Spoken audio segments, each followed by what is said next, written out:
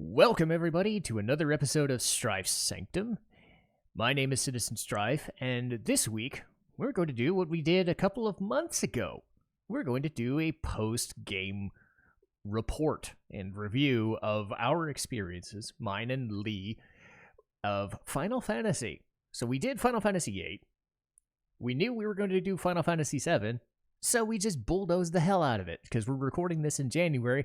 I'm not going to post this review until March, but I don't fucking care. We're going to do it anyway. But yes, Leigh is here. Say hi. That was so damn cheerful. I try to be. Oh my god. But yes, Leigh's here, and we're going to do the same thing we did last time. I don't know if it's going to be 2 hours long, but it's going to be long because this game is kind of a big deal. Is a big deal. Yeah, I want coffee. Don't judge me. I don't care. I'm running on caffeine too. Sometimes we need caffeine. So. Dude, my daughter said the funniest thing earlier. What's that? Okay, we were having this conversation the way you do. She was talking about how she and her friends were talking about Ozzy Osbourne the other day, and I was like, "Go on." And I'm like, "Did you tell your friends about the time when he did a duet with Post Malone, and everybody on the internet was all like, 'Oh my God, Ozzy should be so thankful that Post Malone made him famous.'" And she's like, "No, I forgot to mention that," and I was like, people on the internet can be so dumb. Like, how many drugs do you have to be on to be that brain dead? Well, you also have to remember that Ozzy's been through some weird ass shit, because he was popular in the 70s, popular in the 80s, popular in the 90s, took a little dip and did stuff away, did the Osbournes to get him famous again, and then for like 20 years was doing Sabbath and then not Sabbath and not releasing stuff, and then obviously so you cut me off before I could tell you the funny part. Sorry. So when I said, "How many drugs do you have to be on to be this brain dead?" she looked me dead in the face and said 46. 46 drugs? Does it have to be certain amounts of drugs or a certain type of drug? No, but I just looked at her and I'm like, I totally love that you actually had an answer for that. I'm confused. She's my funny one. But yes, the internet is dumb. But that's been borne out for 25 years. Nothing I say is going to change that. And yet we're on the internet doing an interview/review. Oh my God, what are we doing? We sold out. We have no souls. I don't know. Until I start making money off this, I don't know if we're selling out. We can't really. You can't say we sold out because we're not getting any shit for this. No, I've been getting advertisements for HelloFresh on Stream Elements. I don't know why. Me too. So I don't think we're actually. I mean, that seems like a fake ad for all I know. But I know somebody who's used it, but I can't afford it. No, I can't sit there. I can't afford to do HelloFresh myself. Yeah. So yeah, HelloFresh, if you want to send us some stuff for free without us having to advertise on stream, that's totally fine. I could use an extra $1,200. Anyway, but yes, Final Fantasy VII is a big deal as far as JRPG is concerned. It's probably the most popular one, whether or not you consider Elden Ring a JRPG at this point. I don't fucking know. But as far as Final Fantasy goes, I looked up the data. They said it sold about twice as much as Final Fantasy VIII and pretty much any other in the franchise. So I was confused because it's like everybody knows it, everybody talks about it, everybody won't shut the fuck up about it, and I'm like, how big of a deal was this back then? And like, oh, because Final Fantasy sells 5 million copies, 7 million copies. Now try 18 million copies. I'm like, oh. Good on you, Final Fantasy VII. Good job. That's why everybody knows what you are. So biggest... go ahead. Final Fantasy VII was the game that ushered Final Fantasy into the PlayStation age. Yes, and for those not in the know, it was originally a Nintendo franchise for 6 games, but they were trying to do a tech demo with Final Fantasy VI characters, and they realized that the N64 couldn't handle all the graphics. So they were like, hey, could you go on CDs? And Nintendo didn't do CDs until like the GameCube, and even then they did those like the super mini disc things. So Final Fantasy and Square were like, nah, we'll go on Sony. Yeah. And the rest is history. I've made that perfectly clear. My mom shows up in 1997. She's like, hey, I'm just flat out going to get you a PlayStation for Christmas. What game do you want? Kingsfield 2, which I had no knowledge of, or Final Fantasy VII. And I'm like, okay, I played 4, I played 6, let's go with it. And then the rest was history. And now I can't shut up about JRPGs. Good on me. So good on her. Yeah, good on her as well, because the PlayStation was good. I'm not going to say it was my favorite console, but I've played PlayStation ever since. So what do I fucking know? PlayStation was one of my favorite consoles, actually. Yeah. I'm going to have to do a rundown of PlayStation 1 games that aren't Metal Gear and Final Fantasy, but it's a hard list because I wasn't like into the Crash Bandicoot and Spyro thing. I mean, my brother was into like Legacy of Kain and stuff like that, but I've played stuff like Ridge Racer and things like that, but it's like, it was Final Fantasy 7 and 8 and 9. At some point, I'm going to get you to play Resident Evil.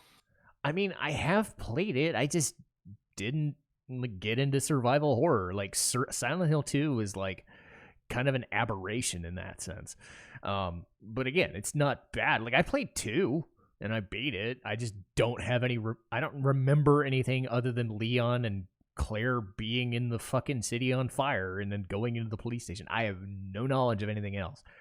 So that's where my headspace is at.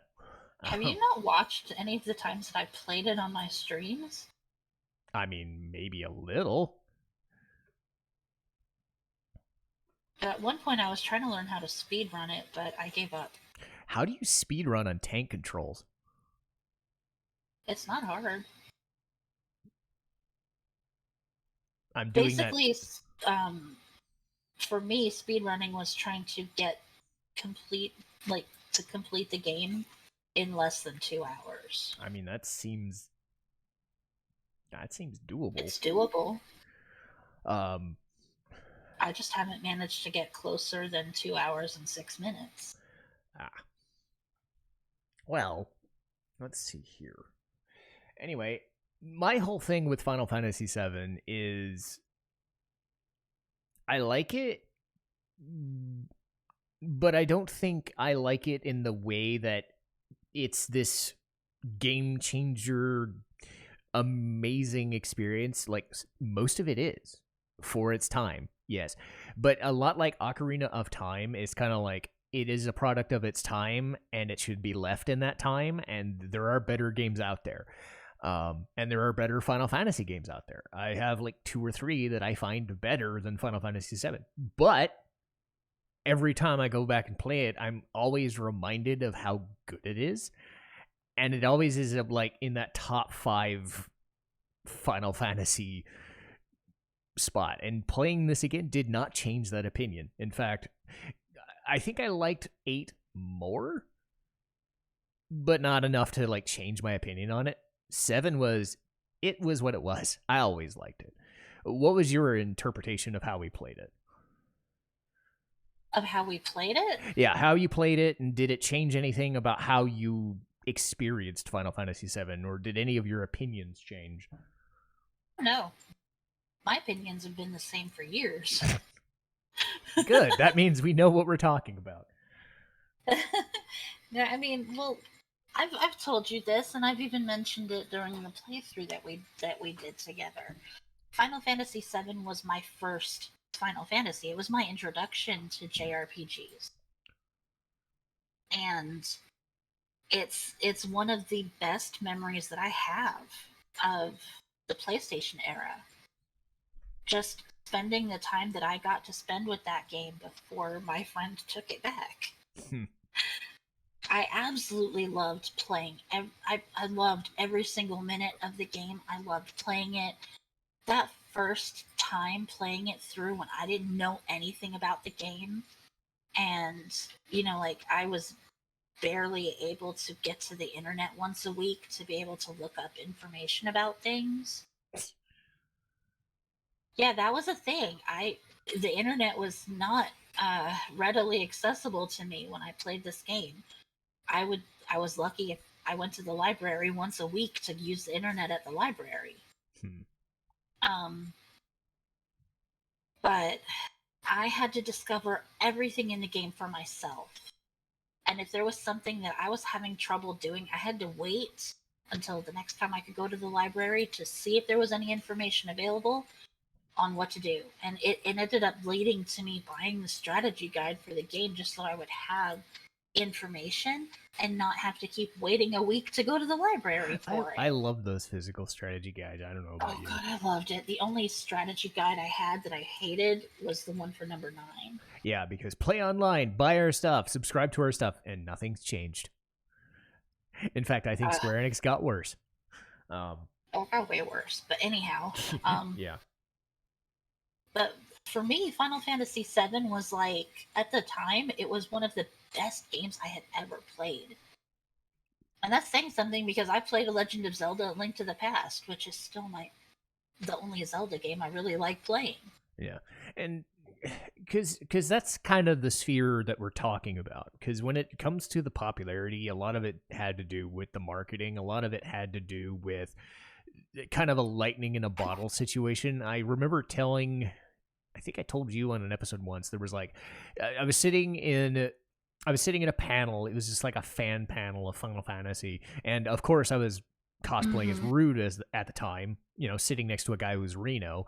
But, and so of course I was obviously a Final Fantasy VII fan, but I was like, I liked 6 more and 10 more. And honestly, I think 9 took 3rd place at the time. But the question for the panel, for the audience, was like, raise your hand at like what your favorite Final Fantasy game is or what you started with. And I started with like 4 and 6, and then as soon as 7, it was just it was like 60% of the room, and I'm like, okay. I'm like just staring into space, like, that's a lot of hands, because it's even now, it's like nobody's talking about remaking Final Fantasy VI except nerds like me. They talked about remaking Final Fantasy VII for 20 years, and they finally decided to do it because it's their golden goose. And I don't want to go too far into the whole compilation of Final Fantasy VII, like Advent Children and whatnot, until like later. But I mean, now that we're living in a post-remake world, it really does kind of feel kind of surreal just how big of a deal this is. And like, it isn't getting replaced. And I think we've said this. This isn't a game that you can replace, regardless of how much time passes, how much it kind of looks weird, at times. Lego people, And how many bullshit remake decisions they make about it.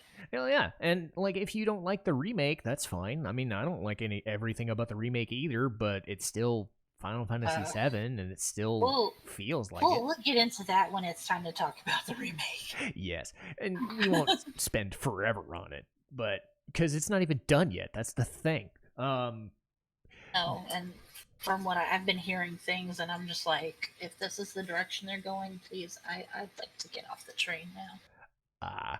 So they went full Nomura. Just fucking perfect. Anyway. No. Like I said, I'm not. Well, I don't want to know anything either, but judging from the reaction that you're giving me, that's a scary thought. But I'll bring it up when we talk about the remake, but we're not talking about it yet. Yeah. Really, when I go back and playing these games, it's always about re-experiencing the story for me. I mean, I like the gameplay. I like the whatever, because Final Fantasy is that staple, for that time is like, hey, press X to beat shit up, fight them in a line, whatever. I always kind of go back and I want to re-experience the world and the story. And really, a lot of the story kind of hinges on like 5 people at most. And it says a lot about the game that those 4 or 5 people are so really well fleshed out. and we'll start with Cloud. And it's not even like a romance thing. It's just Cloud as a character is such a unique thing to combat because he's not like an amnesiac like Terra. He's not a well-to-do adventurer like so many other guys from the early Final Fantasies. He was fucked up. Cloud had problems. And it's really striking to see his journey, you know, given how popular of a character he is, how messed up he was, and what he went through. And it's a lot of the game hinges on that. I actually just found this out like last night or the night before. I was watching a video about another character and it mentioned something about Cloud in it. Cloud was made fucked up on purpose. Ouch. Part of his personality, a lot of when they were designing Cloud, they knew from the start that they wanted a lot of his personality to be based on the fact that he was emulating someone else. They just didn't have a clear idea in their head of who he was emulating. Oh. Until they created Zack, and then it fell into place. Yeah, and it always feels kind of strange, like going back after 20 years and looking like, because I am trying to keep this in perspective of just Final Fantasy VII as presented, but because Crisis Core exists, because the other stuff exists, like Cloud in Advent Children is not the Cloud in Final Fantasy VII, because he's a lot more like he's troubled and like not angsty most of the time, but Cloud in Final Fantasy VII is more like he's a dork, kinda. He's struggling. He's struggling to deal with. First off, he's struggling to reconcile his weird identity crisis that he had in Final Fantasy VII with all of the shit that he did while under Sephiroth's influence. Sephiroth and Genova's influence, plus the fact that if it hadn't been for that Sephiroth killing Aerith, he would have done it because he was being manipulated. He was struggling not to do it, but he almost did it. Yeah, that would have made that scene even stronger. Like, God, man, imagine like he had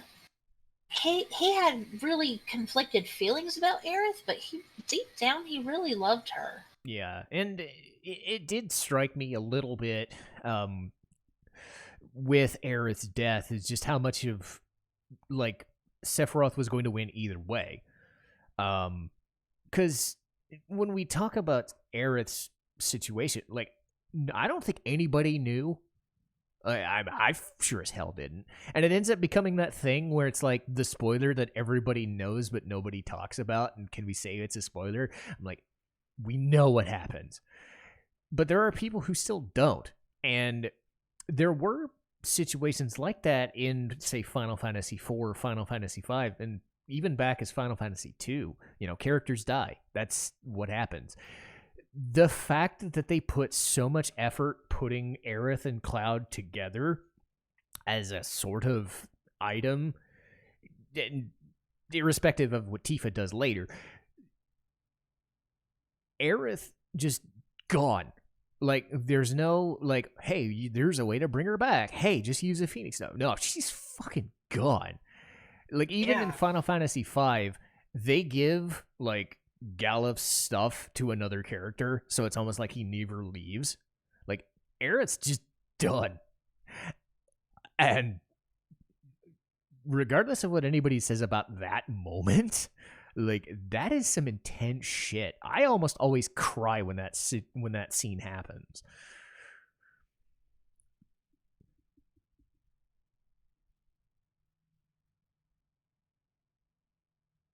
I'm tongue-tied.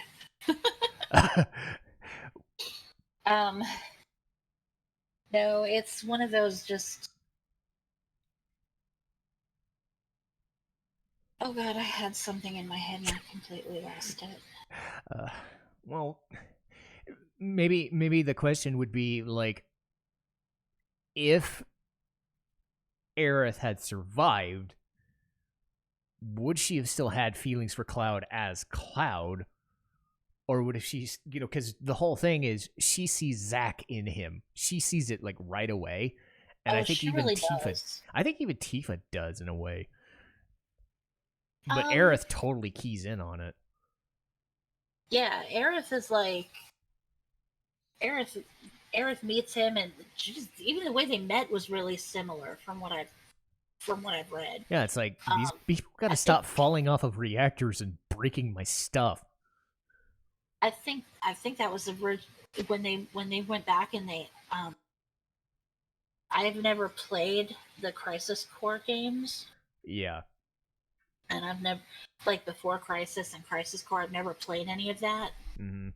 So I don't know, but I think they said something about how they met because he fell into her chapel. Yeah, they recreated that moment for Zack. So it's basically like, if you didn't, if you knew all of this before you played Final Fantasy VII, it's like no wonder she strongly identified him with Zack, because they just met the same way that she and Zack met. Yeah, and there was always that weird subtext. Like Final Fantasy VII isn't like Final Fantasy VIII is about love and romance. Final Fantasy VII is like interpersonal relationship, and like I know something about this person that you don't know, but I can't tell you. And there's like 50 million different like. You've seen that meme of the guy standing in front of the detective board, and he's got these cross lines everywhere, and he's like, this connects to this, and this connects to this, and this is like 50 million different people connect to each other in weird ways, and they always like zigzag. That's exactly what Aerith's life tends to be. Yeah, because she's like, okay, you know how we have that game 6 Degrees of Kevin Bacon? Yes. Well, now we've got 6 Degrees of Aerith. Yes. Because everything goes. Everything intersects with her somehow. Yes. This was the thing I don't. This is one of the things I do think Remake gets better. Because there's two things I think Remake does better than 7. I'll just say it. Expressing Aerith's kind of powers as an ancient, and then Cloud's like inner struggle because of the advent of voice acting and like the passage of time. Like I always felt like Cloud having issues like jumbled in his head. It's hard to do in text, and all he's really doing is like he's just kind of a mirror image. It's effective, but like you can never kind of tell that Aerith has powers. But then she gets stuff in like Remake where she talks to ghosts, she talks to her flowers, she senses stuff in the air. It's like those are things that you don't really get in Final Fantasy VII, other than maybe like 1 or 2 scenes, and I'm like, what is so special about her? It's kind of like hidden, like her ancient powers and what it means and why Shinra wants her so much. But they still make her more than just, hey, I'm the special lady. Because far be it from me, I remember Wall Market more than anything else in this game, whether that's a good thing or a bad thing, because of what Aerith does to Cloud for that entire segment. Because she's fucking with him the entire time. Wall Market is memorable, and at the time, things like that were like really taboo. Yes. So perhaps having that in a video game at that time was really memorable, because that was like right around the time I think that RuPaul was really taking off and becoming popular. And RuPaul at the time was like the only person doing drag who was like getting positive press about it.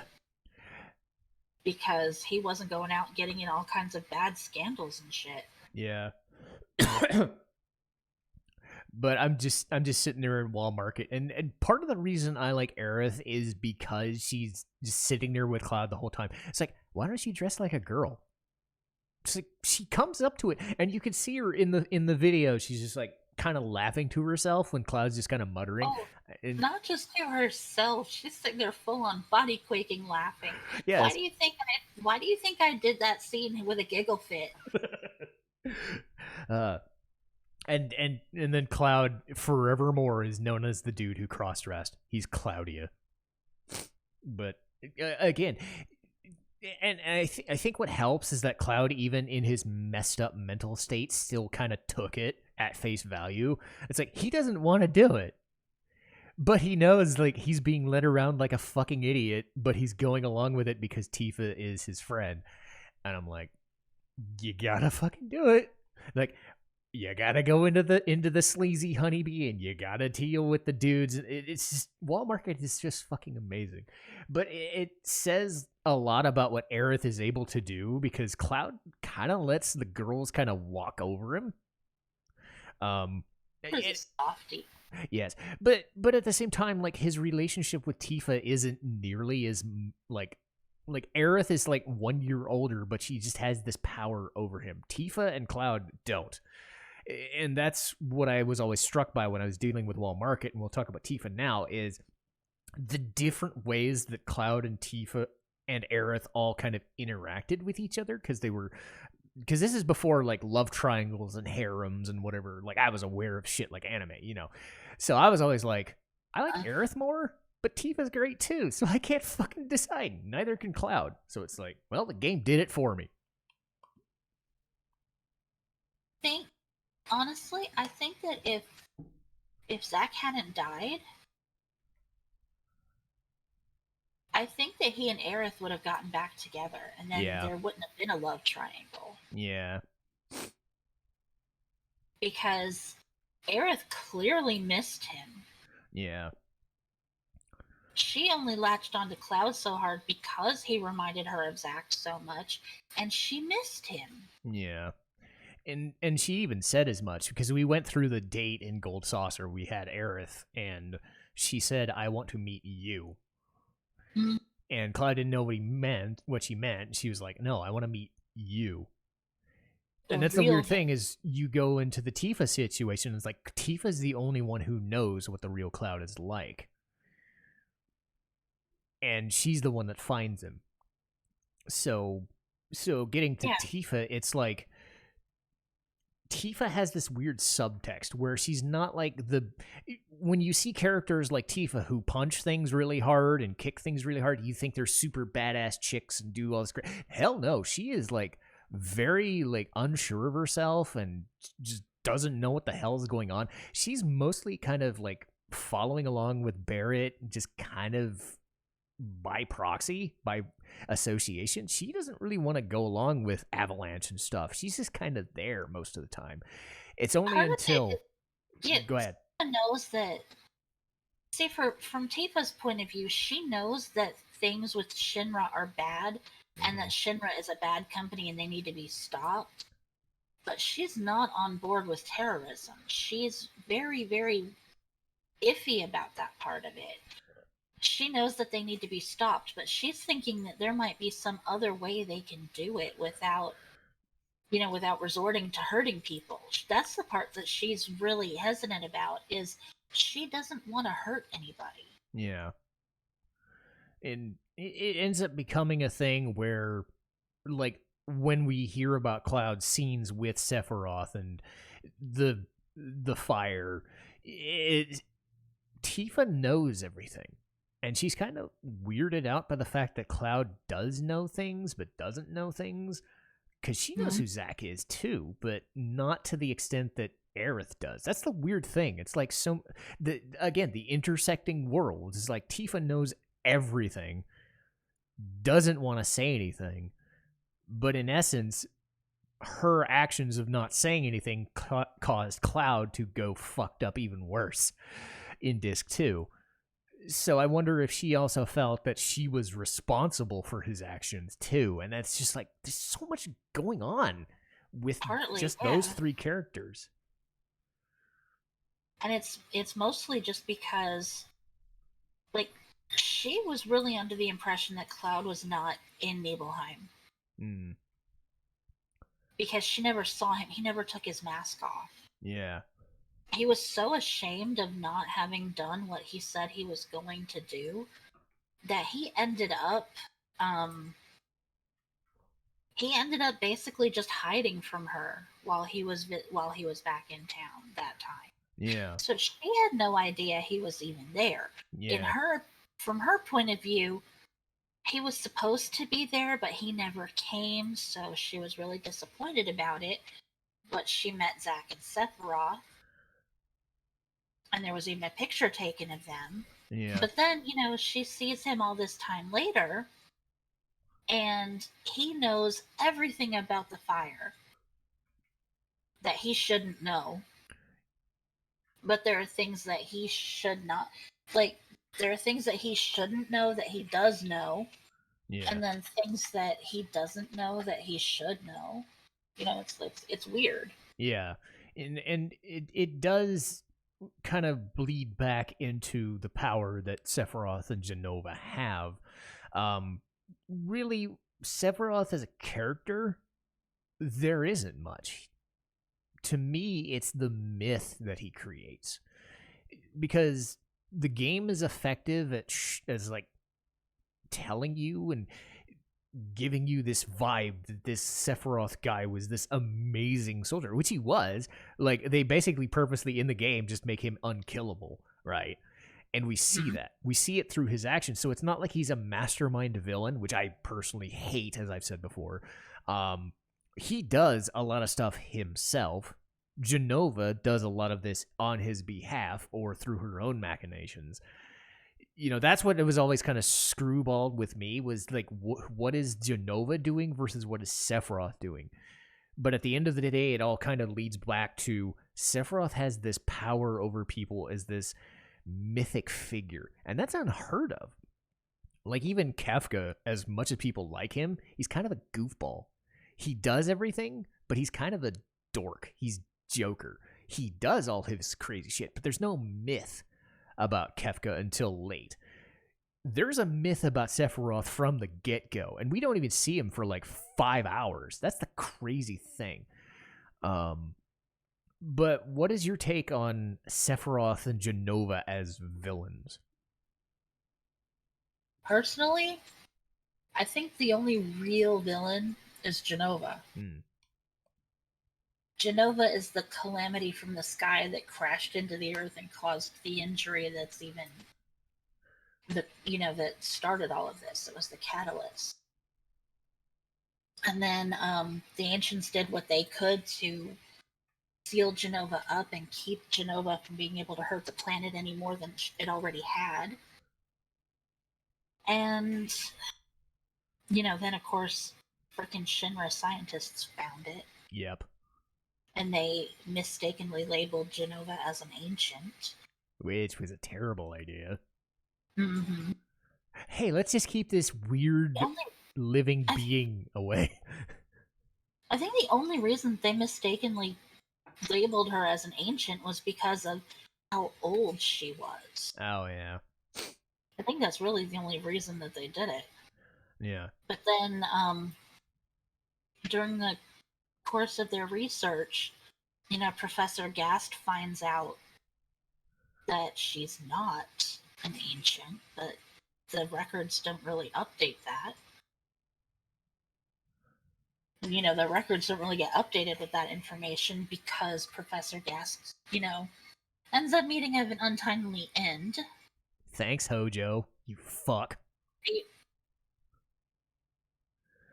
Hojo struck me as just like one of the worst, most pathetic people of all time. Yes, it's such a weird thing, and we'll get into Shinra more. Hojo is that main secondary villain, and a lot of it is just he's just there to have a bad time and sow seeds of wreck. But like, he knows what Jenova is, unlike Gast, which is the scary part. But I still don't know he fully understands it either. He doesn't. That's Hojo's problem, is that he wants to be this well-respected, scientist like Dr. Gast. The only thing is, he's not smart. No. He is nowhere near the League of Brilliance that Dr. Gast was. His research methods are very sloppy. He's got an unchecked ego that just goes out of control. Yeah. his scientific curiosity is basically like what the fucking Nazis did during World War II. Oof.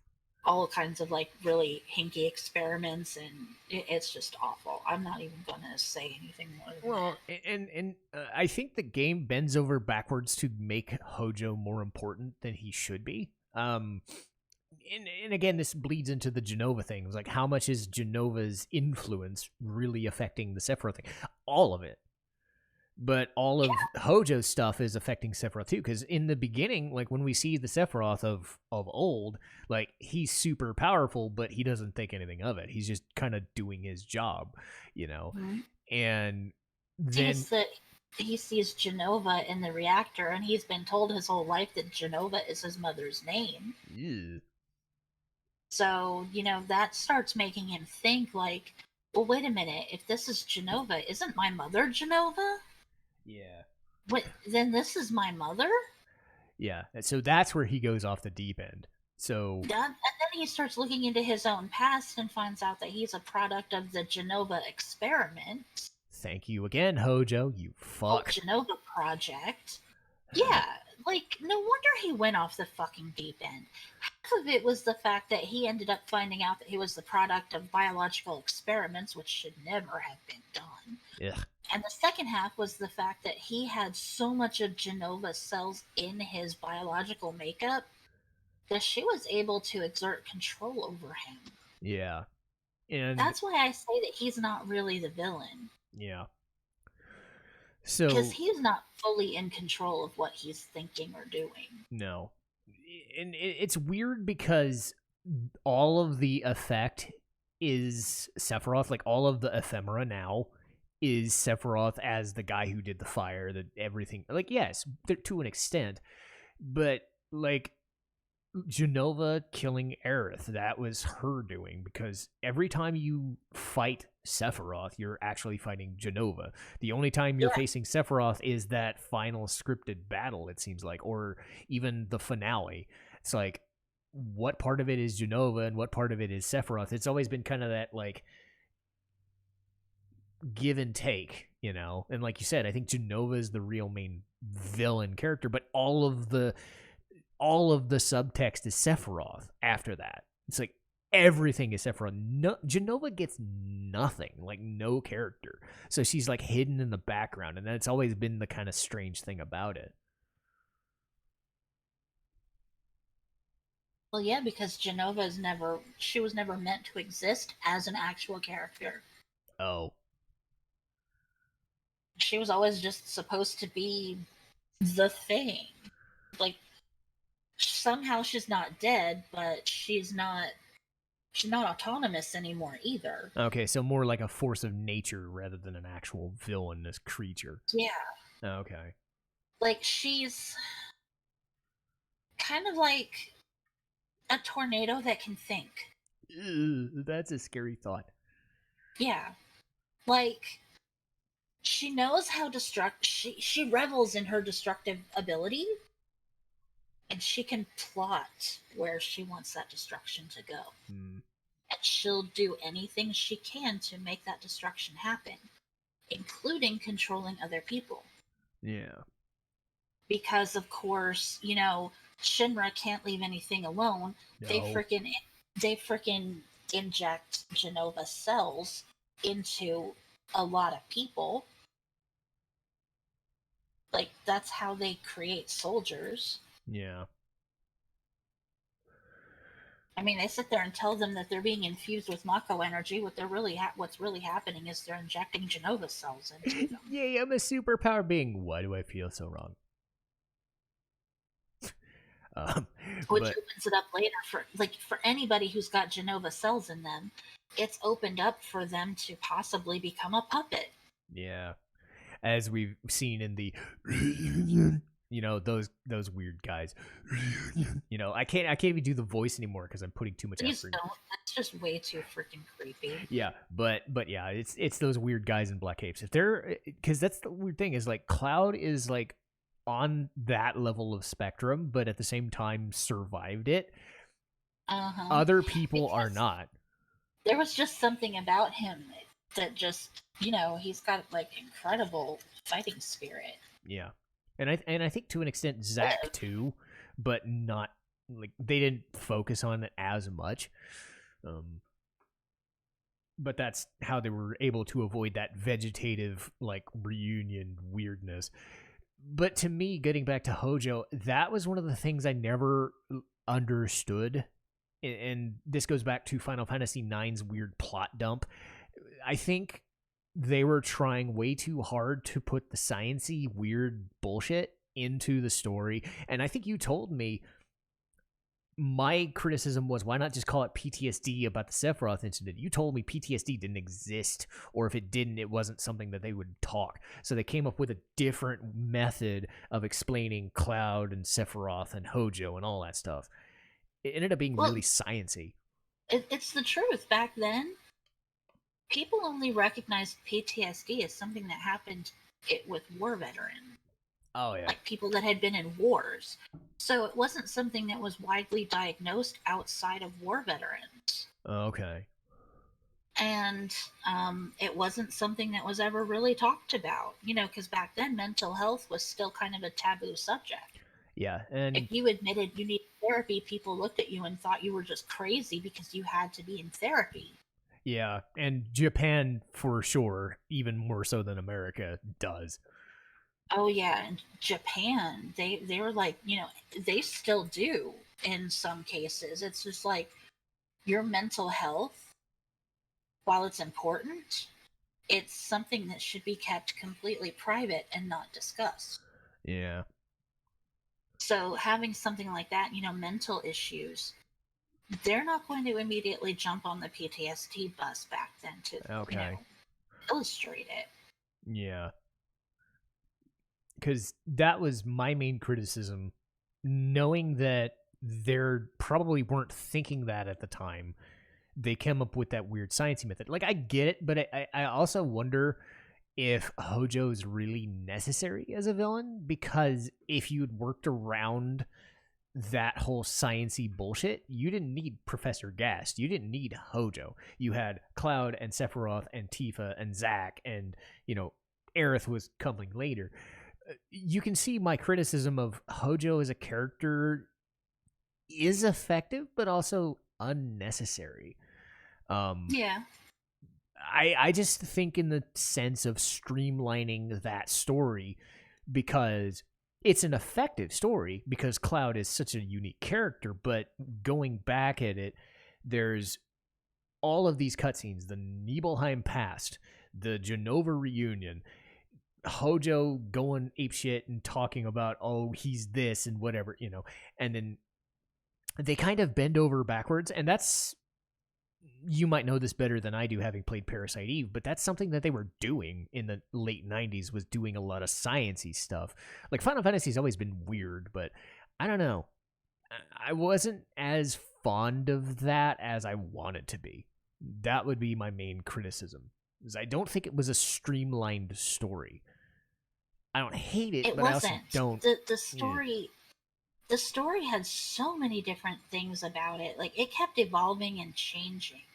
Mm-hmm. That was eventually, like, Zack was never even originally intended to be a character. Oh. And he ended up evolving. He ended up being created to fill a need for something that they had going. Like, they needed to fill it. They had a specific need that they needed to fill, and that's how Zack ended up even existing in the first place. The video that I mentioned earlier that I watched was literally a video about Zack and his origins.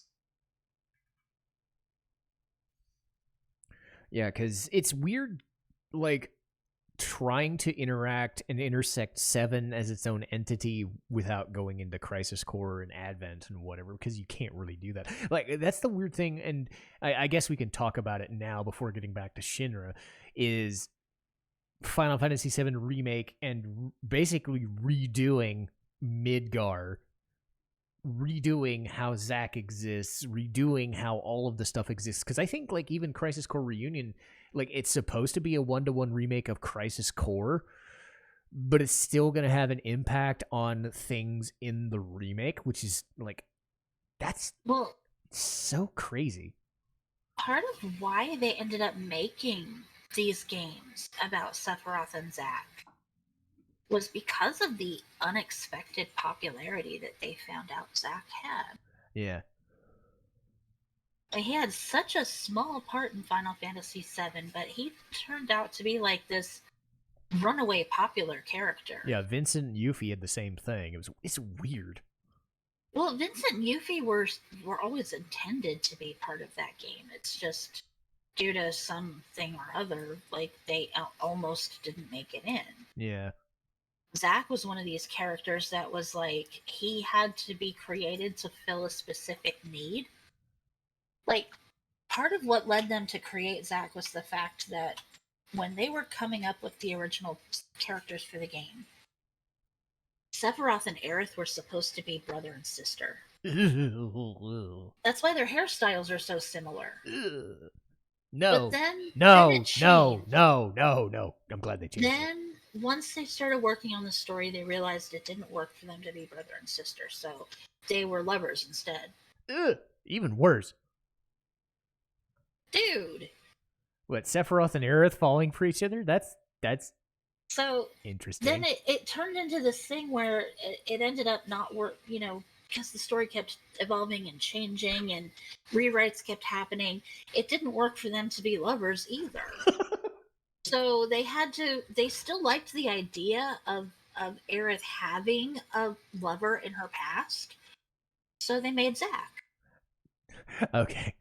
No. And then when they made Zack, that finally helped fill in the blank that they had about Cloud too, because like I had said, they had set up Cloud's personality to where he was imitating somebody and emulating somebody, but they didn't know who that somebody was just yet. And then they made Zack to create this need that they had, for a past lover for Aerith.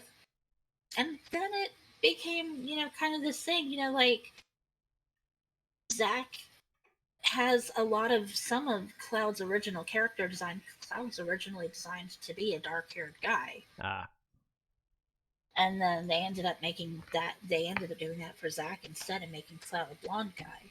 Yeah, he gets the chocobo hair.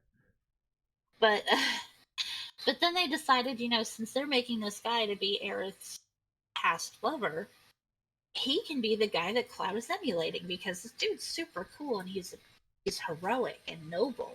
Yeah. He's everything Cloud wants to be. I mean, other than Sephiroth. Yeah. And then they made him best friends with Sephiroth and Sephiroth's other squad. To kind of illustrate that, this dude has everything going for him. He's everything Cloud wants to be, including friends with Sephiroth. He's got everything that Cloud wants. So Cloud naturally starts emulating him and looking up to him, and Zack notices, and he's like, "Hey, you're a cool dude too. Why don't we be friends?" Yeah, Zack always struck me as the kind of guy that would be friends with anybody if he had the chance. Super friendly guy. He was super heroic. There were like no bad qualities to him. That's why he appealed to everybody, because at his core, he was a genuinely good person who just ended up having a really crappy thing happen to him. And, I feel bad for his parents going 10 years without any word about his whereabouts or his well-being or welfare or anything. They don't even know he's dead. Yeah, it's also kind of weird. Like, you don't even have to go into that. Like, this is part of the relationship dynamic of, if you bring Aerith and Tifa there, they start opening up more and more about who Zack is before we even know this guy exists. Yeah, like, Aerith will say that Zack was her boyfriend that she had told Cloud about. And Tifa, she'll just kind of keep it a secret, but be like, "Yeah, I knew Zack." Jealous. She won't say how she knew him, but she'll admit she knew him. So yeah, sorry about the blurting stuff out. I just thought the idea of Sephiroth and Aerith being lovers, and then all of the freaking memes and stuff about them being brother and sisters, like 25 years of subtext. If that was what was going to happen, God, you have no idea what those memes would have been like now. I'm Do you kind of glad remember they that changed it. channel I told you about? Yeah, Yeah, look that one up. yeah. um, but I think the video is called the Rise of Zack Fair or something like that. speaking of Shinra, we've talked about Hojo, and this might not take a whole bunch of time, but Shinra as an entity isn't all that special. But for some reason, I have this fondness for every member that exists inside of Shinra because they're so different. Because some of them are evil, some of them are not, some of them are just you know. But it's like Rufus and Heidegger and Scarlet, like they're all different. Like Reeve is all different. It's neat that they have this like hierarchy and structure. They didn't have to do that. It's kind of neat that they actually have other characters that have living lives in Final Fantasy VII, despite the fact that like the Turks, they're just trying to do their job, but they end up being like these awesome like side characters that really shouldn't have meant anything. But you know, Shinra's great as a foil. Oh yeah. So Shinra is no, go ahead. Shinra is one of those things like it. They're like the red herring of villains. They're in the back. They're in the back, and um, they're there. They're causing their own problems and everything, and it's just like, what the hell are they really doing? It just turns into one of those things that's like, just what the hell are they really doing? What's Yeah, their purpose? just They're basically as kind of like a commentary on capitalism and corporate greed, I think. I which is think funny more when than you think anything of Square else. Enix now. Right? Yeah, but I mean, I do find it amazing that like most of them aren't evil. Like at most you could say Hoja's an asshole. Scarlet is just a domineering witch, and Joe Heidegger is is evil. Heidegger is definitely just that just bumbling villain guy. But Edgar is an egotistical shithead who likes to kick around his subordinates when he doesn't get his way. yeah, and Or when even he gets humiliated in front of them. yeah, so I always feel weird like Rufus has good qualities compared to his, President Shinra father, but it's like you understand he's just trying to do his job most of the time, but he's still kind of Machiavellian, but you don't get enough of And Rufus to like know that.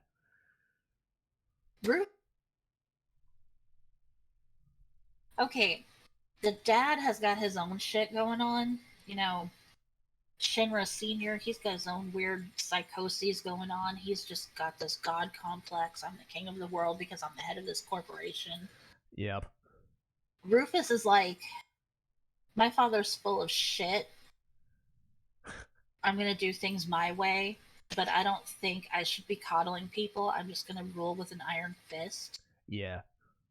He's like when the dictator finally gets to take over the government. It's like you thought my dad was bad. Check me out. Right? That's exactly what Rufus is. Yeah, because I've got a shotgun and a dog. Then he also likes to humiliate his subordinates. Yes. So then you've got Heidegger who lashes out at his subordinates when he gets humiliated in front of them. Yep. Which is very bad narcissistic behavior, by the way. Yep. Then you've got Scarlet, who Scarlet she gets is so much more in the remake. I love it. Scarlet is your like evil genius dominatrix. Everything I ever wanted in a villain, right there. I'm kidding. Not really. I hope you're kidding. Yeah, but I hope you're kidding. Like seriously. The fact she gets a slap fight with Tifa on the top of a cannon, it's like, what? Scarlet is literally the type who will sit there and knock you out. She'll knock you out, handcuff you to a bed, and put you in some kind of weird lingerie, and then smack you around with a bullwhip before she finishes toying with you, and then ultimately leaves you to die somewhere. This is not an M-rated game, by the way. I'm shocked it wasn't an M-rated game, but go on. And then we're forgetting Reeve, which is kind of weird because he's just kind of... Yeah. Reeve is like the only decent person in the executive lineup of Shinra. Yeah. He's the only one in the whole group who truly cares about the people of Midgar. Yeah. Everything he does is motivated by wanting to make Midgar the best city it can be so that the people are safe and protected and are able to thrive. He's all about city planning and urban development and trying to give the people what they want. Yeah. He physically cares about them. He's the only one sitting there like, are you sure this is a good idea? Isn't there some other way to catch these people? Do we have to bring a whole plate down and kill millions of people just to make a point? And then everybody else is like, fuck you. Everybody else is like, you know what? You're just too soft. You need a vacation. Yeah. Why don't you go do this for a couple of days and just let the big boys handle it? Yeah. Why don't you go control a toy cat or something? Like, you know what? Why don't you go off and have a vacation and let the adults handle this one, sweetie? Yeah. Let the grown-ups take care of it.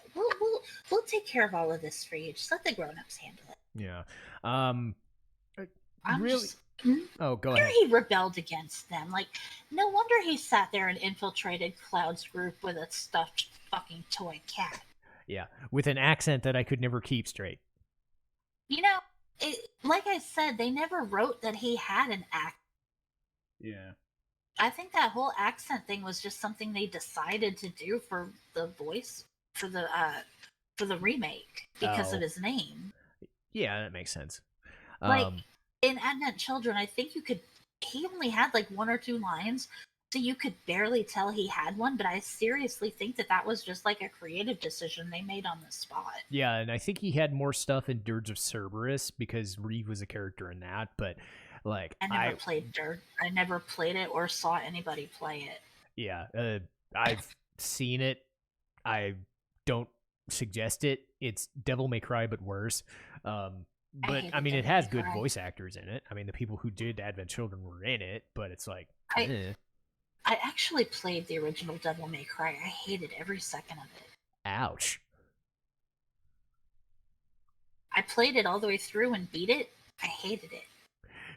What was the line? I was like, I was the one who was supposed to fill your soul with light or something. It's like, that's all I remember. I watched footage of it recently and I don't even remember. Oh yeah, let's get that into a Hallmark card right away. Yeah.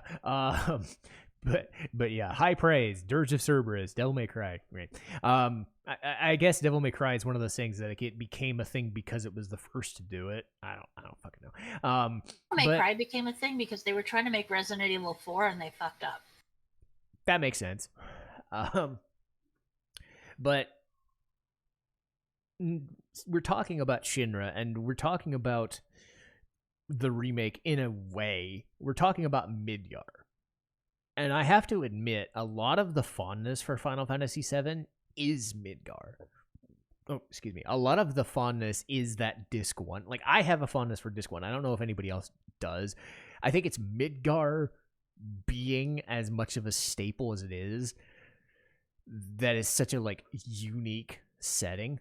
The bomb mission, the slums, like all of that stuff, and you forget that it's only like 5 hours of the game, but it has such a like crazy significance. It's so weird. It's amazing what it just does to set the tone. So let's just make the whole game about that now. It's literally like, it literally sets the tone for how the rest of the game goes. Because you have, you're in the Shinra's home city. Yeah. This is where they've got their headquarters. This is their base of operations. This is where they are the strongest. And you're starting the game out in their turf, basically. Yeah. Trying to blow up their reactors. And you expect them not to retaliate? Yeah, and they retaliate in style, as we've said. The plate go boom. Yeah. It's like, fuck. And it does strike me as strange. like the method of going from a 5-hour experience to 40 hours. Because you said multiple times that was your biggest problem with the remake, was turning it into a Midgar tour, and they didn't even. I don't think they did as much with Midgar as they could have done. That's the scary part. They spent so much of their time fleshing out the sewers, the ghosty graveyard, the fucking top of the plate. Like, they didn't show off all of the sectors of Midgar. There's so much stuff they could have explored but didn't, which is a scary thought. But you also have to remember, it's like there's so much more to find. That they could have. Yeah, there's more they could have done with Midgar that they didn't do, and there's so much that they did with Midgar that they didn't need to do. Yeah, that was my big gripe. Yeah, because Midgar is a staple, but I don't like. There are things they did, like they told us about Jesse. They showed us what happens on the top of a plate. It looks like a whole big fucking city, and it actually looks well to do. Like the bottom, like the ambiance and look of Midgar comes across way better in VII Remake than it did in the closed off claustrophobia of the original. But both games kind of don't, because VII Remake is trying to tell you the same story, but in a much more elongated method, which is unnecessary. VII's problem is they don't do enough of it because they've still got 80 to 90% of the game left to tell, so it's like one, half of a dozen, 6 in one, half a dozen in the other, kind of. It's like you can't win. Yeah, but to me, I think it's not just Midgar, it's the fact that for the entirety of disc 1, you're going off and learning about all of the other characters. We've spent so much time talking about the main 4 or 5. We didn't even talk about Barrett. We didn't even talk about Red, Sid. That gets explored in disc 1, thankfully. That's the cool thing about disc 1, though. And in disc 2, there's like a little bit of a continuation for everybody except maybe Barrett. Yeah, and even because then Barrett is still like, hey, we're saving his town, but yeah, I mean, like, basically for Barrett, they did everything they needed to do in disc 1. Yeah, and Barrett always did strike me as they wanted to make Mr. T, but they made more. They wanted to make Mr. T with a gun arm. Yes, and they didn't make him nearly as cuddly as Mr. T. No, but I still think the addition of Marlene as a character balances him out, because if he didn't have Marlene, I don't know if he'd be nearly as special as he is. No. And you know what? The reason why he was so gruff and everything was. Yeah. I mean, not just his grudge against the Shinra, but like, I mean, yeah, the grudge against the Shinra. They killed his wife and child. He has every reason to be pissed off. Yeah. His wife, Elmira, I think? Or no, wait. No, his wife was Myrna. Elmira was Yeah. Yeah. Barrett's wife, Myrna, they had a baby. Yeah. And Myrna and the baby were dead. Yeah. And then Elmira was dead. That was Marlene's mother. Ugh. And then he finds Marlene, and it's just like, this is the one last living soul on the planet that he has emotional ties to. His best friend's child didn't die, and he's going to do everything he can to raise this little girl and make her happy. Yeah, and those scenes in the Cour prison were pretty powerful, because it's like Barrett knows full well that Marlene isn't his daughter, but then doesn't make him love her any less. No, and it's weird because like we could have had Dine as an extra character, or at least he could have went to see Marlene. He chose no. I'm fucked up. I'm Cloud, but worse. I'm just going to sacrifice myself. He decided that there was just no hope for him, and he decided to end it. Yeah, and it's weird because the disc 1 thing, and I hope this comes across in the remake, but they don't shortchange everybody's extra stories. Like, that's really what builds these characters, even though they obviously don't get Cloud, Sephiroth, Aerith, Tifa. They get the bulk of the plot, but Barrett is still viable. Like, Red 13 and his devotion to his Cosmo Canyon and Bugenhagen and all that shit. Those are some really powerful scenes that you spend at most an hour. It's crazy to think that Yuffie gets a subplot to herself, like the Turks get a subplot to themselves in Yuffie's storyline. Don Corneo comes back for all weirdness that implies. It's crazy how much stuff they stuffed it, because that's disc 1. When you contrast that to Final Fantasy VIII, which is like all of the seed stuff, and then Timber, and then Deling City, it's like honestly not a whole lot of stuff. They packed the hell out of disc 1, and it's almost like, how did they do this? It's like a game in and of itself that they fit in that much stuff, and that's why I'm, even now, like, I still love Final Fantasy VII, because as soon as you're done with Midgar, you're going to June, and you're going this place, this place, this place. It's just like, there's never any break. You know, for those, like, what was it, 40 episodes of disc 1 that we did, it was like, there's always something to do. And even if you're not, like, big into this character, you're learning about a different character. So if we go from Barrett, we learn about Yuffie. And she's just there to steal shit. But they give her a subplot. It's really freaking cool. So it's like, even though she was meant to be in the game, it's like they still give her enough to go on as a side character. Vincent gets so much stuff to go on. You know, so everybody gets their own moment to shine. It's going to Vincent's backstory until disc 3, though. Yeah, or the end of disc 2. Yeah, and that stuff is intense. Like, all of these people have these intense backstories, and then Vincent's stuff feeds into Cloud and Sephiroth, and then it's just like, fuck. Because Vincent, to me, felt like a bit of a try-hard character. You know, they just wanted somebody super edgy, but then they actually give you their storyline, and it's like, oh. You see why he's so edgy? Yeah. It's just, no. He was one of the Turks, and he got fucked over in a major way. Yeah. It's like, I should have picked my dates better. No. But again, I think that's where, unlike Final Fantasy VIII, where it felt like there were less characters, but they were around, but not really. Like, you knew in Final Fantasy VII that everybody was still around, but I think even the side characters still got more than their fair share of stuff that you understood why they're on this journey.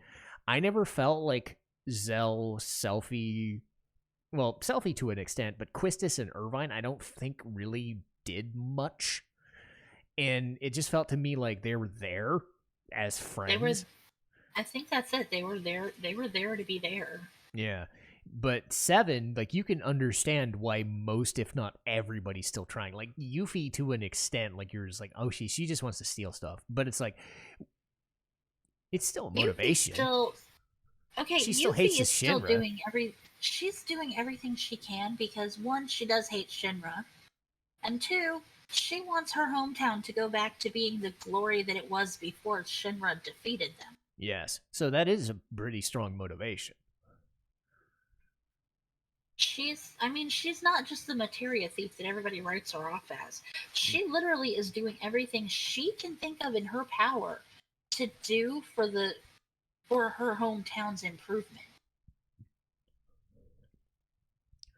I'm really curious how they're going to handle the world tour in the remake, because obviously stuff like Junon, Cosmo Canyon, Nebel, like, they're gonna have important things, but really they shouldn't take as long as Midgar at all.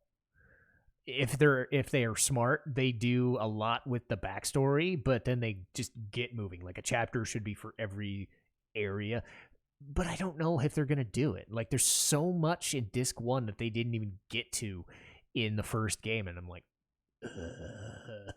so that's my main concern, right? Because there's like 10 towns you got to go to, and it's like, but what about Costa del Sol? It's a minor plot point, but it's like the beach episode. It's like, you got shit to do there. You got stuff to do in Calm and Gungaga. It's like, what the fuck? There's so much to do. But getting off of the plot and the characters, we'll now get into the battle system. Speaking of stuff to do, materia. I don't know if I'm as a huge a fan of materia as I am to say, just give me a class and go. But you saw me fiddling with that system so much. It's almost too much. Okay. See, materia, that was the only system. That was my first experience with Final Fantasy VII. I'm like, this stuff's cool. Yeah. I can sit here and just put whatever I want on somebody and then be a total badass. Yeah.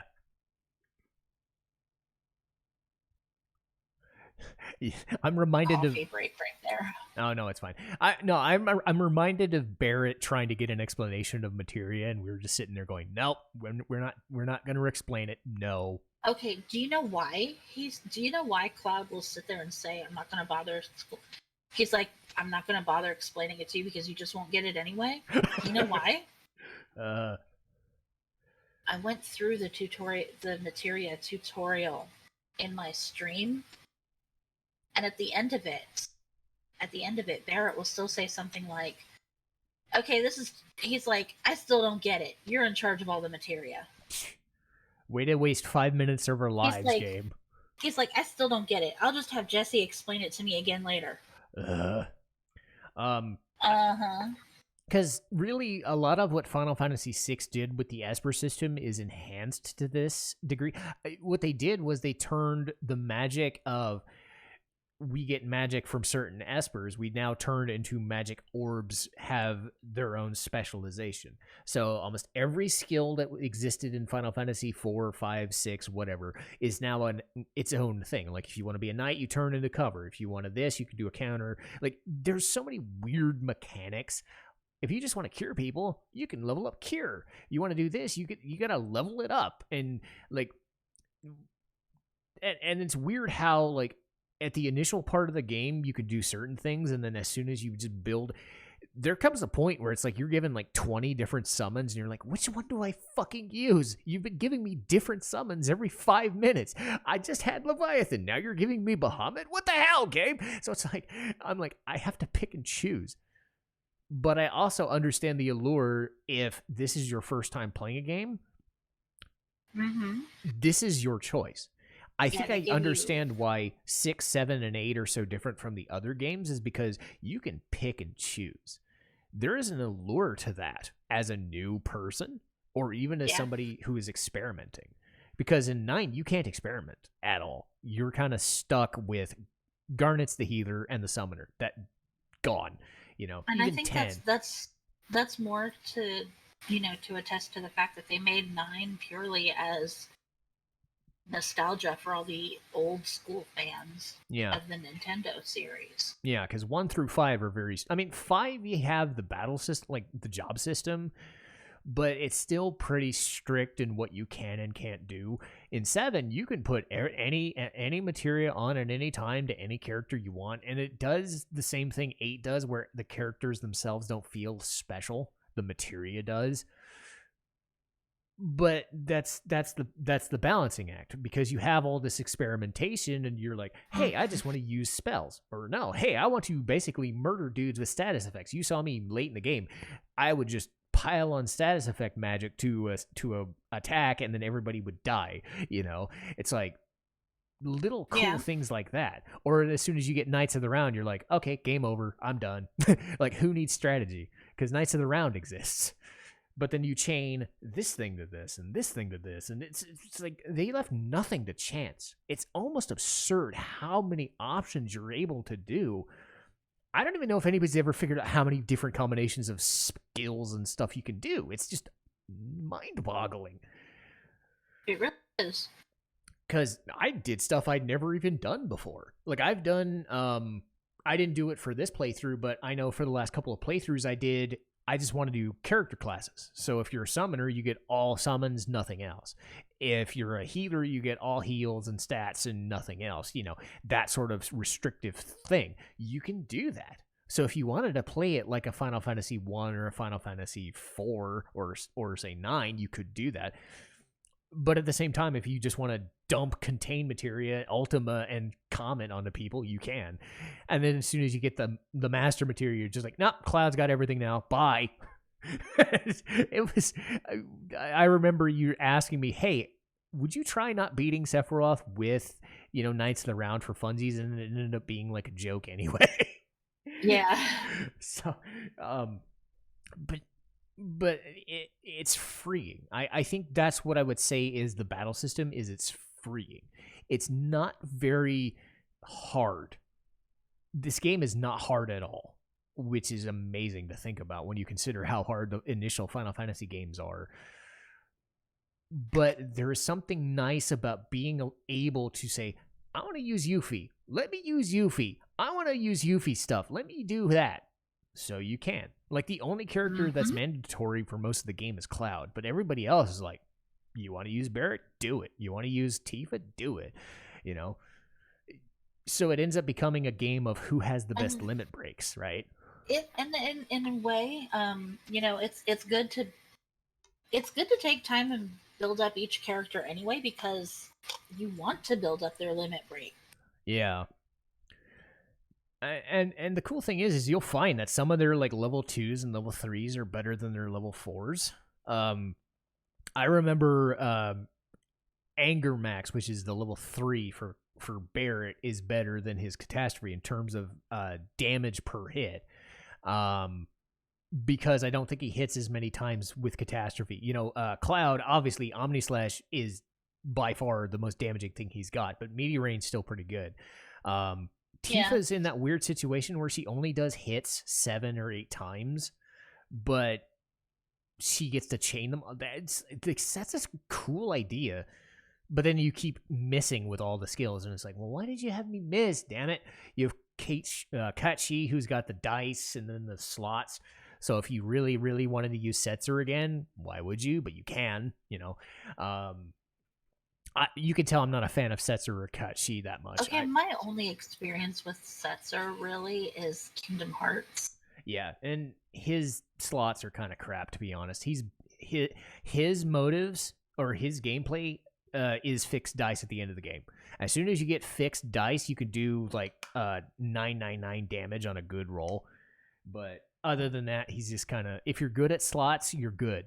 If you're not good with slots, you're bad. So it's like, Kachi's kind of the same way. That's why whenever I use him, I use dice, And I bet people in the comments are like, dude, it's so easy to do the slots. Just turn the thing and stop the thing and use the. I'm like, I don't want to think that hard. I don't want to manipulate the machine to not work half the time. Just let me punch a dude. Which is well in line with my strategy most times. I will punch a dude. But at the same time, I think the variability and versatility of 7 is still intact. That it's still accessible. Like, people who've never played Final Fantasy VII can go, I don't know what the fuck I'm doing, but this sounds nifty. I'm going to try this. Oh, you're telling me I can use death materia? I want that. But then you realize, but this might work. Or you'll get the thing like gravity spells. Like, it'll work against like 1 or 2 specific characters. But then we'll find out that gravity heals the Tonberry, and we're like, fuck. That sort of like trial and error. Because that's the cool thing, is the trial and error of that system. Which you only really get in an initial playthrough, or if you're done like 4 or 5 times and you're like, I'm sick of doing Knights of the Round. I shouldn't be, but I'm kind of sick of playing with, because that was kind of the goal sometimes at the end of the playthrough, was we could just use Knights of the Round and kill everybody, but then we didn't really have to, because Ultimate Weapon did it for us. But another thing that Final Fantasy VII is kind of known for, but is also maligned for, is the side quests. Because for every good side quest, there's a terrible side quest, or one that makes absolutely no sense. So let's go through them. We'll start, obviously, with the Gold Saucer. I want to see that in a remake so hard. If nothing else, everybody does. Yes, I don't like, I don't even know what you could do with it, but I just shudder to think what the Chocobo races are going to look like. I shudder to think what Mog's house, like, I bet you Mog's house is going to look like Persona kind of does. That would be hilarious, you know, like a visual novel, you know, Mog's house. That'd be hilarious. It would be so cute, though. Yeah, because Moogles you just are imagine cute. Mog's house playing out like a little Pokemon game? Yeah, I mean, That would be so adorable. Yeah, because like Fort Condor is a thing that now exists in the. They added it in Integrate. I don't know how it's going to work with an actual Fort Condor, or if they're going to just keep it as the tabletop game that they did. Because that's in Yuffie's DLC. They turned Fort Condor into a tabletop game, so it's not like Fort Condor. So it's like they may or may not need Fort Condor to exist anymore. It's weird. But it's a thing. But Gold Saucer is like, hey, you want to do a shooting game? Go on a roller coaster, do a shooting game. You got a haunted house. Go to a haunted house and find a guy hanging from a rope that's telling you to go sleep for some reason. The Chocobo stuff. Oh, it's just crazy. And then, like, you've got all these, like, little weird arm wrestling games and punch games, and then you get the main three, but I had to separate them in detail because G-Bike, that is one of the best things about Midgar, is escaping Midgar. I'm not good at it, but I love doing it. I don't like the G-Bike part that much. You didn't like it? Not a whole lot. I mean, it's... Part of it is just like... You keep trying to swing your damn sword and the bikes keep dodging you. And then... Yeah. And I'll get to this in a different game. I think like Final Fantasy VII tries too hard to give you so many things to do, but some of them are not implemented so well. But I like it from a thematic standpoint. It's as soon as you try to redo it, you realize it's kind of stiff, kind of gooey. Because the bikes always have better handling than your sword does. So you end up basically beating the shit out of them with your bike rather than hitting them. Right? Yeah. But speaking of handling, might as well get this out of the way. Before recording, I have not uploaded this episode, but we're going to soon. I'll just say up front, Strife sucks at snowboarding. That's the title of a video soon. And, Leigh knows what I'm talking about. Yes, I do. I was never this bad. I've even done the Gold Saucer. I spent time, not in this playthrough, but years ago, doing snowboarding. I should still have been good at it.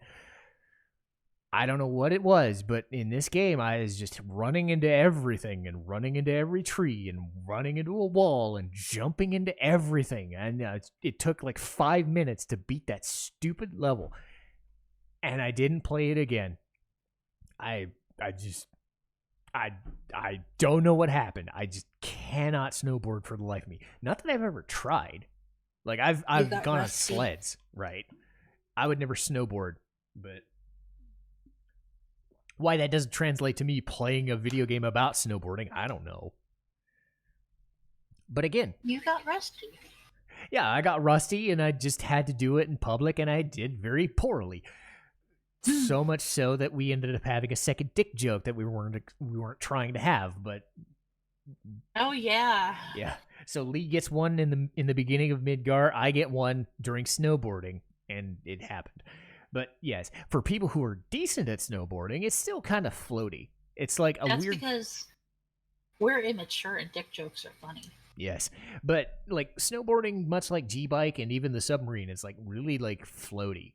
The controls are like floaty.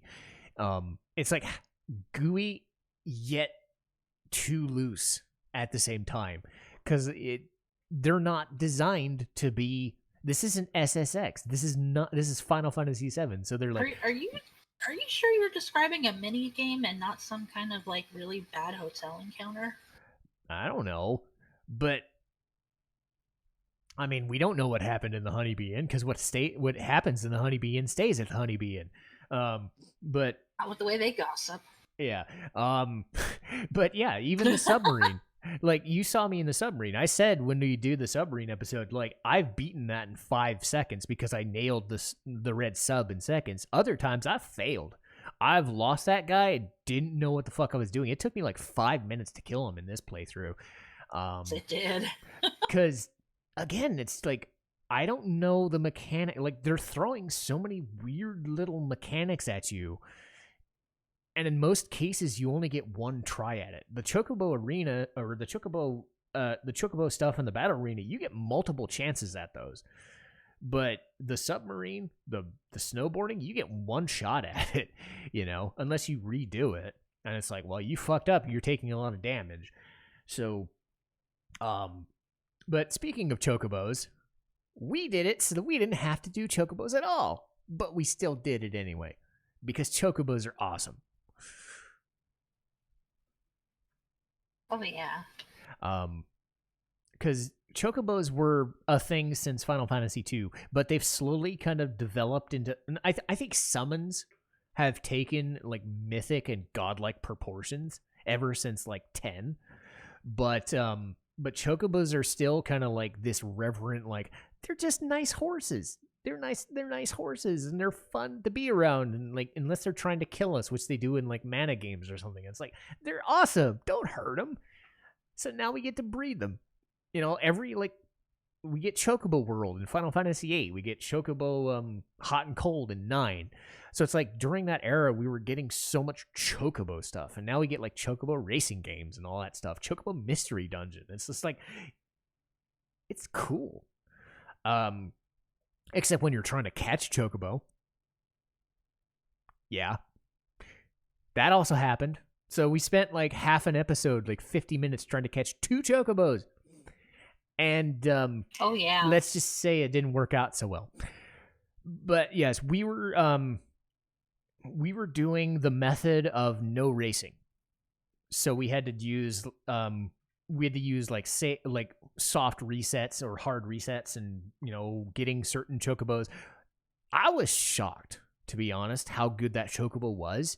Like, what was the stats? It was like 157 kilometers and then 999 stamina. Mm. I was like, why did I race so much? Because whenever I did the Chocobo race in other playthroughs, I thought you had to do the racing stuff.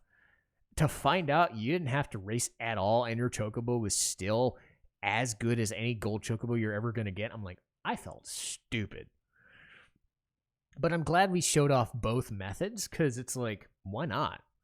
Because the races... But then you get the one for what was it? For the Desert Rose? Yeah, that was terrible. For killing Ruby Weapon. And then this dude gives you a gold Chocobo, and it's like this really crappy specimen of a Chocobo. Yeah, I think it was like 20 kilometers per hour and like 120 stamina. Only thing that thing is good for is traveling the world map so that you don't tire out your racing Chocobo.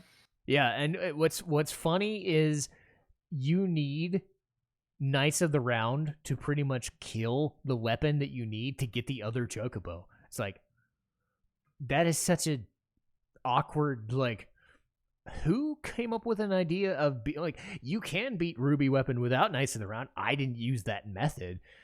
But it's like, why would you even want to try a method without Mime, without Quadra Magic, without HP MP, or Knights of the Round? I'm like gobsmacked. So it's like the reward for beating Ruby Weapon is the fact that you beat Ruby Weapon. Like, getting that Chocobo is worthless at that point. But it's a sign that you've done it. Then there's the Battle Arena, which can be frustrating. As I've seen, Leigh didn't see this happen, but I was trying to play it, and I'd had this situation where Cloud was unkillable. He would have regen, he'd have wall, he'd have all of his materia, but if you hit items were sealed and all of your material were busted, there was this enemy that would fly in the air and you couldn't hit him. You couldn't touch him with a skill, you couldn't hit him with magic, you couldn't hit him with an item, so I had to run and lose the fight. Then there were other times where it's like, I have a ribbon, I'm safe from everything. Nope, accessory's broken, bye. Oh, you got defense? Nope, your accessory's broken, bye. Your weapon's broken. It's like, ugh.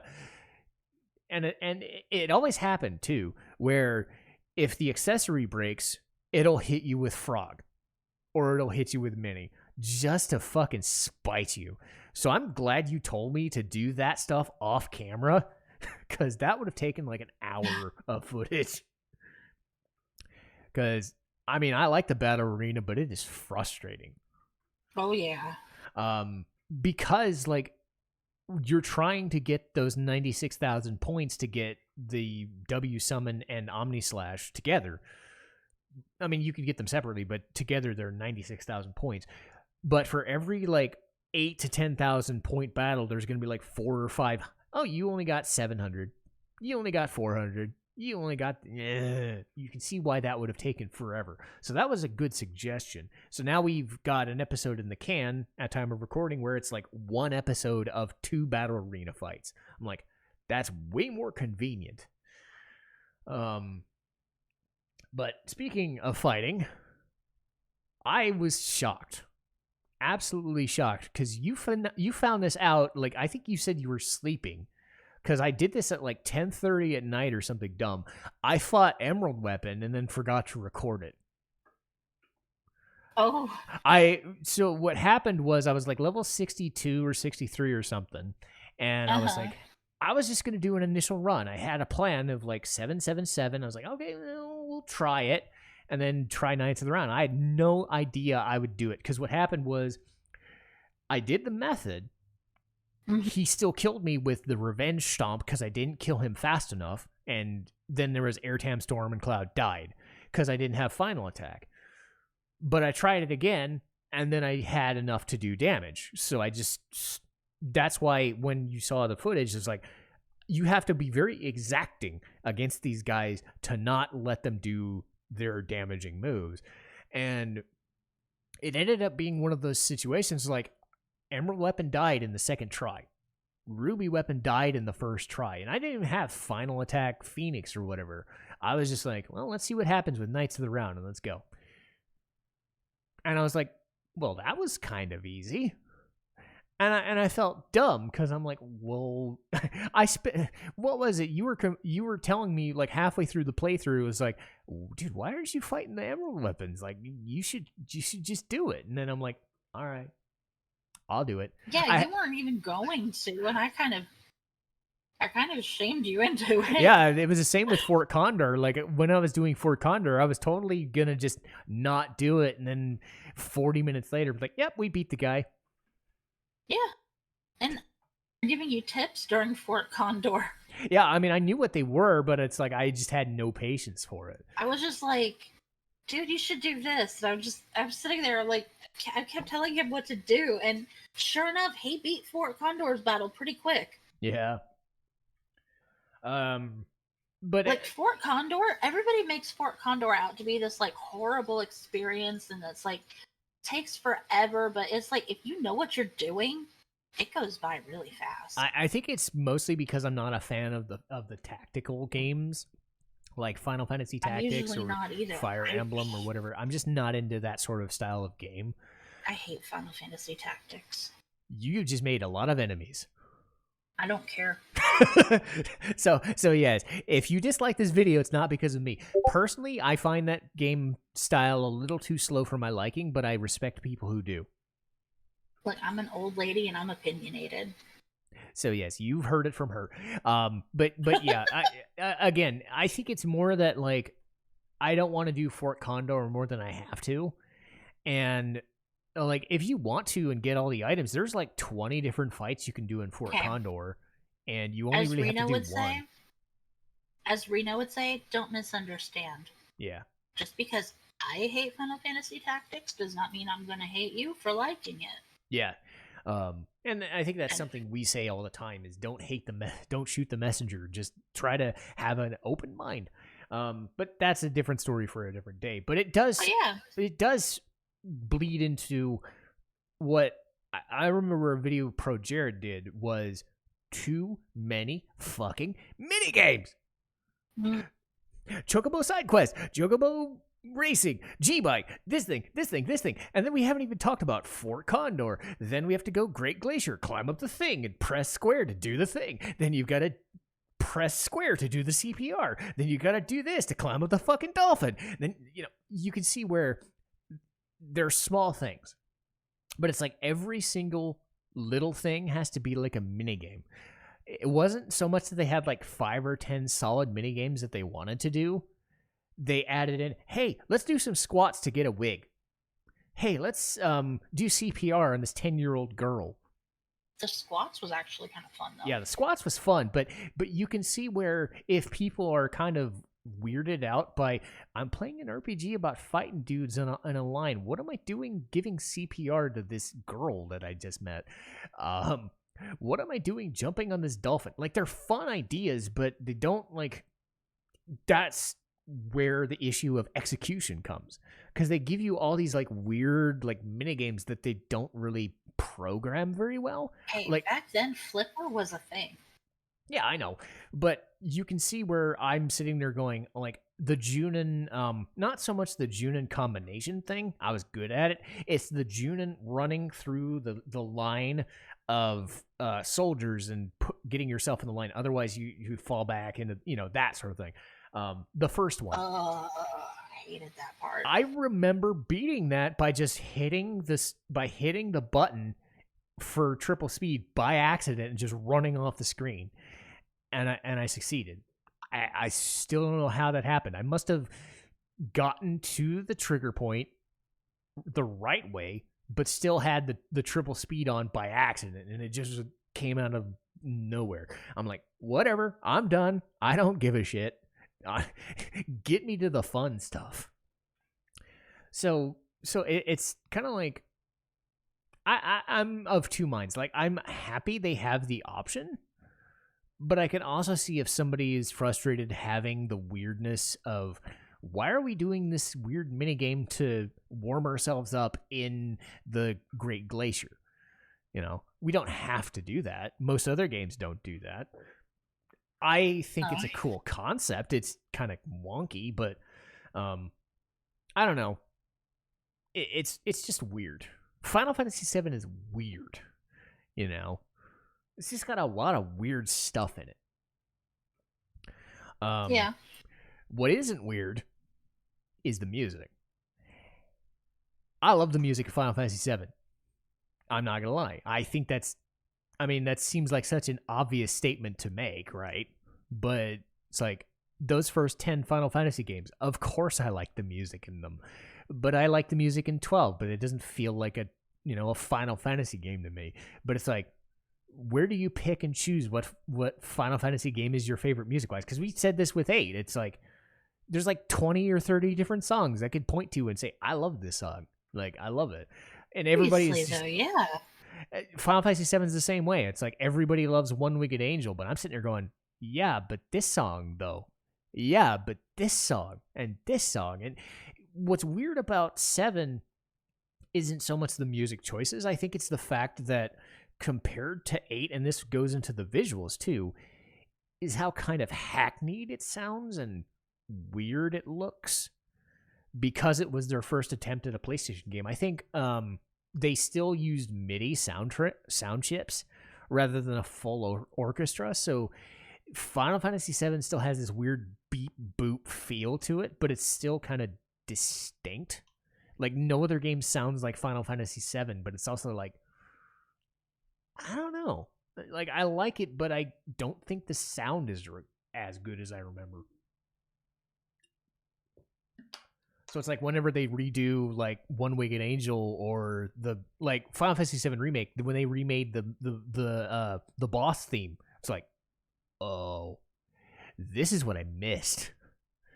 But again, like, One Winged Angel is such a like iconic thing, irrespective of how easy that boss fight actually is.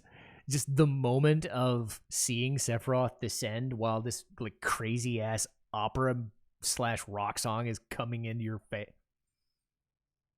I said that totally wrong. I'm going to redo that. Coming at you. That's what I meant. Forget what I said. And yes. What did you actually say? Coming in your face. Wow. We're doing it. We're an hour and a half in. Whatever. I don't care. coming at you. That song is coming at you. It's an amazing experience. But I can also, much like the mini games, I can understand, why do these people look like Lego people? Why does this place look like shit? Why do some of these enemies look like crap? You know, it is a weirdly designed game because it's the first one they did. And you have more experience with Parasite Eve than I do. Parasite Eve looks 20 times better than this game does. At least from a Parasite Eve happened a little bit closer to Final Fantasy VIII. Yeah, so like a year after. So, yeah, when they were doing Final Fantasy VIII, they had already just released Parasite Eve, and they were able to like really streamline their video game process for the PlayStation. Yeah, because Final Fantasy VII was actually one of the first games that they made for the PlayStation console. Yeah. So there was a lot of bugs to work out with the developers. Like when they make the way they explain it is they get a kit that they use to help them learn the software for what they're trying to do. And this was the first time that they were really working on a PlayStation game. So it took them a while to get used to the things that the PlayStation can do, and it took them a while to learn how to use the software and shit. Yeah. So there were a lot of things that they wanted to do for Final Fantasy VII that they still didn't know how to do. And it basically just ended up like Final Fantasy VII was their branching off point into doing better games. Because once they figured out how to do everything, they were able to start doing more like it. And then, like not only that, but PlayStation themselves, Sony kept working on the PlayStation and making it a little bit better and able to do more graphically. Wow. So by the time Final Fantasy VII was out and it was released, there was already another version of the PlayStation out that had a little bit more in the way of capability. So Square was able to do more with their future games. That's why Parasite Eve came out, and it was it visually was superior. Yeah, because Parasite Eve looks like Final Fantasy VIII does, and and that's why when they started working on Final Fantasy VIII, that was why, like I had said during the Final Fantasy VIII podcast, when they were designing characters, they had all these new limit. Like their new capabilities that they didn't have during the work on Final Fantasy VII. Yeah. So they were trying to make up characters that looked really good, but not too beautiful, so that you were just like overwhelmed by how pretty they were. Yeah. And Sony PlayStation always fit to me like it was a halfway house between the people who wanted to stay in the 2D realm. Like even some of their even some of the stuff like Legend of Mana was still a 2D-esque game, but with like isometrics. Breath of Fire 3, which was made by Capcom, was like sprite work and old school JRPGs, but it was an isometric looking game like Super Mario RPG, but it still runs on a PlayStation. So it's like Castlevania Symphony of the Night was a 2D game. It just looked fantastic.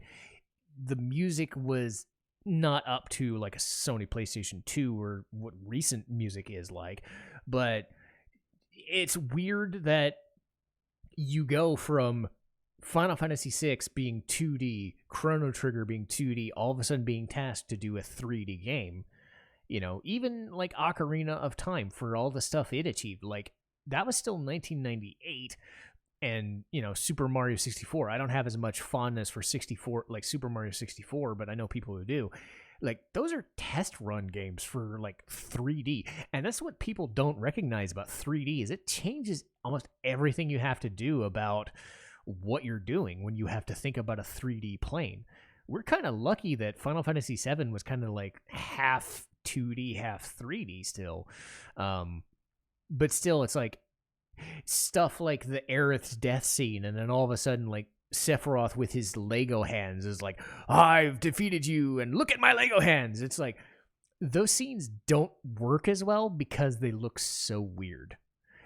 I think you can see what I'm trying to get at. It's like if they had the Final Fantasy VIII look to them, they probably would have been way more effective and less like, oh my god, there's the full motion videos and Sephiroth's tearing into the Genova cell and then Lego arms stretched out. It's just kind of like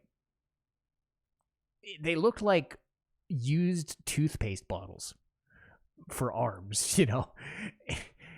It's still like I don't know of any other game that looks like this. It's so weird. And it's like they can in battle, like they don't look like that. In battle, they look like normal. That's what I found so strange, though. But I guess they were using a different software or whatever for the battles than they were for the on a field stuff. I don't know the mechanics. But if I was to say that was a negative, I guess, I mean, far be it from me to say that, but we are getting near the end. I do want to mention negatives and positives of Final Fantasy VII. I'll start with negatives first, so we end on the positive notes. The Lego arms, the Lego characters, you know, that is a thing. I mean, I can't not say that. I think I've said before the minigames are hit and miss. I love most of them, but I'm also like, yeah, they're kind of poorly designed. But here's something I haven't talked about, and this is more to do with the way the game is and how recent developments have changed games. I think when I'm trying to replay Final Fantasy VII, I don't really like replaying the Nibelheim flashback. As central a character, I don't really like replaying Cloud's subconscious or the reunion section because I cannot skip them. Yeah. It has nothing to do with them as cutscenes, because I think Persona 4 has the same problem with anytime you're fighting a boss battle. If you played the Unalesca fight in Final Fantasy X, Final Fantasy X does not have skippable cutscenes. And yet Metal Gear Solid does. Xenosaga 1 do. They were released at kind of the same time. Sure, Square Enix is a different company. I totally get that. But you can understand where my frustration is as somebody who's replayed this. They're not skippable? Exactly. No. Get it away from me. I have to live through this. I don't want to. I just want to get back to hitting dudes. But again, it was kind of like living through the desert prison scene in Final Fantasy VIII and then going to everything else like the desert base, the missile base. Like, oh, I'm happy again. Yay. So it sounds like a minor quibble, but you can understand why I'm frustrated that unskippable cutscenes are a thing that Final Fantasy VII had. But turning the floor over to you, was there anything in this game that you felt was like a negative? Like flat out, I don't like this. I'm trying to. You know what? Probably Gaia's Cliff. Oh yeah. I'm not even gonna lie. During that whole thing, like the fact that at any point you could just pass out from the cold. Yeah. You could pass out from the cold when you're sitting there trying to run around and not pass out from the cold. Yeah. Like, winter gear exists. You could literally put on a fucking coat. Yeah. And then the one guy who lives at the base of Gaia's Cliff and his family hasn't seen him in 20 years? He won't go home? Yeah, that's kind of weird. He could easily set up that rest area for people and just be like, you know what? I'm just going to set this rest area up for people. I'm going to leave supplies here every now and then. I'm going to go home to my family. Yeah. He can even sit there and recruit people to come live up there. Yeah. Or whatever. But the fact that he just went up there and his family never saw him again. Like, dude, you're a fucking selfish asshole. Yeah. I don't know about people who climb mountains and whatever. I mean, but even those people don't do that. They do that for the thrill of it, and then they leave. They're like, I don't live on Mount Everest. Fuck you. But I think it's my civic duty to live on this mountain just so I can keep your ass from dying on it. Yeah, like I should just live in Midgar where it's not sun. Well, no, if I want to live somewhere, Costa del Sol, what was I thinking? But like Barrett's sitting there freezing in his gun arm and vest, and he's like, I guess Midgar's a better place than I thought it was. Well, yeah, because it's not fucking freezing. But you know yeah. what? Honestly, I would rather live in a cold, snowy place like Icicle Inn than in a hot, sweaty place like Costa del Sol. Yeah, I mean, you do That's have just more. me. Well, you have more that you can work with a colder environment. I know because I live in Minnesota. But yeah, I can understand it. Like from a mechanic standpoint, like no other game forces you into the just pass out and die. You know, so it kind of reminded me of the Persona 3, like everybody's feeling good, but there are also times when they feel great, but they also you need to sleep, and like little things like that you didn't have to do, and they're just more frustrating than actually novel and unique. I can totally understand Gaia's Cliff and the Great Glacier. I don't like the Great Glacier, to be honest. The snowboarding is the best part about it, because we were following a guide, and I'm just sitting there dying in those stupid icicle spots, just trying to get back from that stupid spot in the center of the area. I wasn't even trying to get much. I didn't get everything in the Great Glacier. I was just trying to get the fuck out of there, but we still needed to do the thing to get Alexander. So I'm like, no, done. Like, yeah. Like, why? Yeah. Anything else about the game that just drove you nuts? I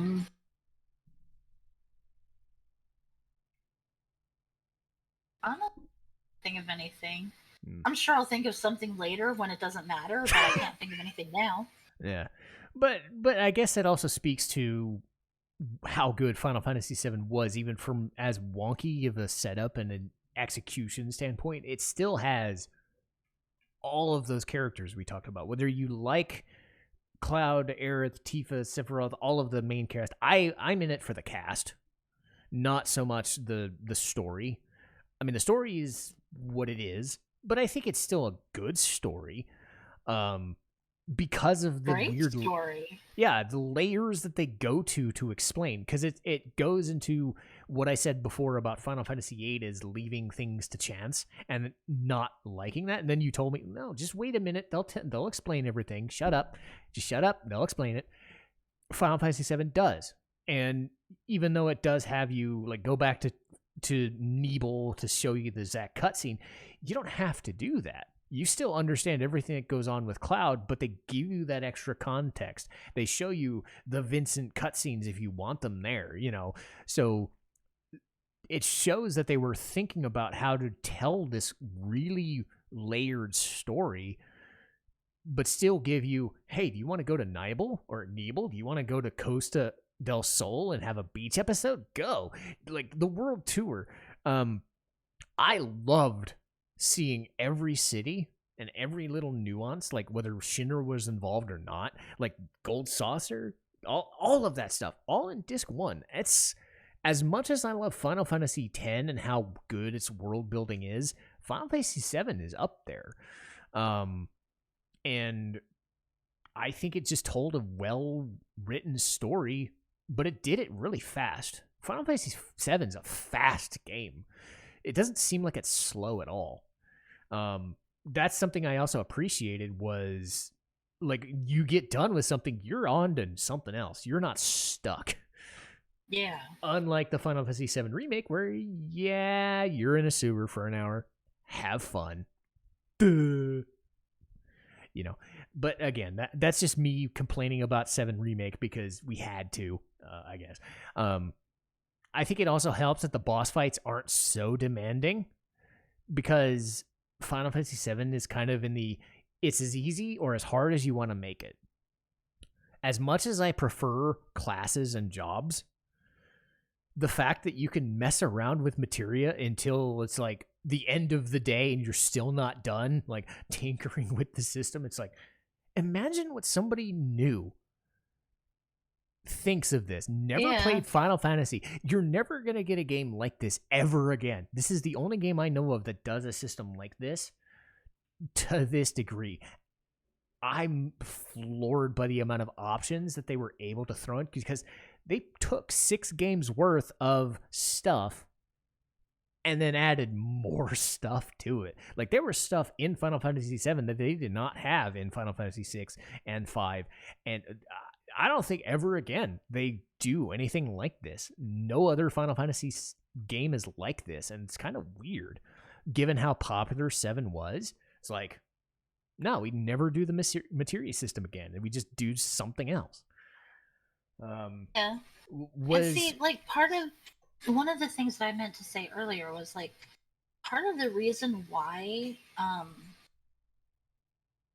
like, part of the reason the old leadership of Square before the merger with Enix, they had a philosophy of, like, each Final Fantasy game was supposed to be a standalone game. There was never supposed to be anything extra about it. Like, no extra content or whatever. So that's why, like, why we had to wait so long to even get things like Before Crisis and Crisis Core and all of that. It was just literally because they weren't supposed to exist. Yeah. And it wasn't until, it wasn't until new management stepped into play that they started to think, hey, maybe this is not the right way to go about it. Maybe the fans actually do want more content. Yeah, and I'm still waiting on Final Fantasy X-0 with Jack and Braska in it, but we'll get that someday. But at least so, because that would be a cool game. Yeah, but I mean, at least we still have Charlie's Angels Blitzball edition. So, No, you know what? It would have been a cool game if they made it back when they were making X2. Then it would have been a cool game. Now we're most likely going to get something that's not a cool game, like the remake. Yeah, or Final Fantasy X, the after years, where it's going to be Final Fantasy X-2, but you're going to pay every single chapter. I'm like, nah. I really kind of don't want them to make a Final Fantasy or an X3 like people keep thinking they're going to. No. Because that whole the audio chapter, the Eternal Calm. Oh no. Started. Yes. No. I really wish they hadn't made it, because, like, for everybody who worked to get the good ending of X2, that audio thing that they did is just like a slap in the face to all of them. And that's the thing.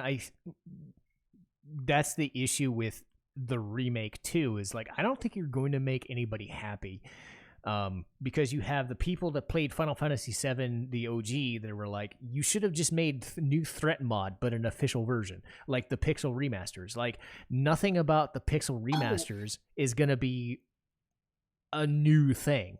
But 7 Remake is going to be... That's what I was going to get into earlier, since we were talking about Remake just a minute ago. Yeah. What I heard is that what they're trying to do with Rebirth, I think it's like that's the next chapter that's coming out or whatever. Yeah. That's either the next one coming out or it's going to be the final one coming out. I don't know which. But with Final Fantasy VII Rebirth, they're basically trying to, like, reboot it to where everything that you're seeing, like Remake and all of this, is a memory. Is a what? A memory. What? Like a dream? Like a memory of what happened in the past or something. Oh. Or, like, I think what I heard, one of the fan theories that I heard was that they're using Remake as an excuse to rewrite what happened.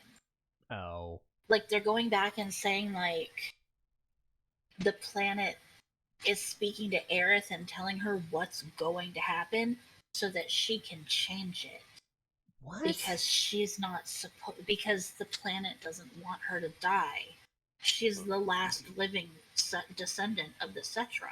That's not what I would have expected. So yeah, what they're trying to do, I think, is, if you're going by what I've been seeing online, is they're trying to use Remake as a way to possibly change Aerith's fate, and possibly Zack's too. I mean, that they don't die. And again, I don't know. I don't think you're gonna make anybody happy.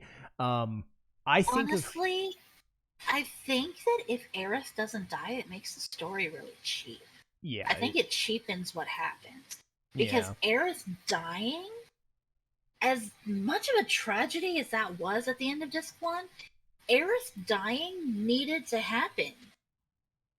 Yeah. They needed a push to keep going against Shinra and eventually defeat Sephiroth. Yeah.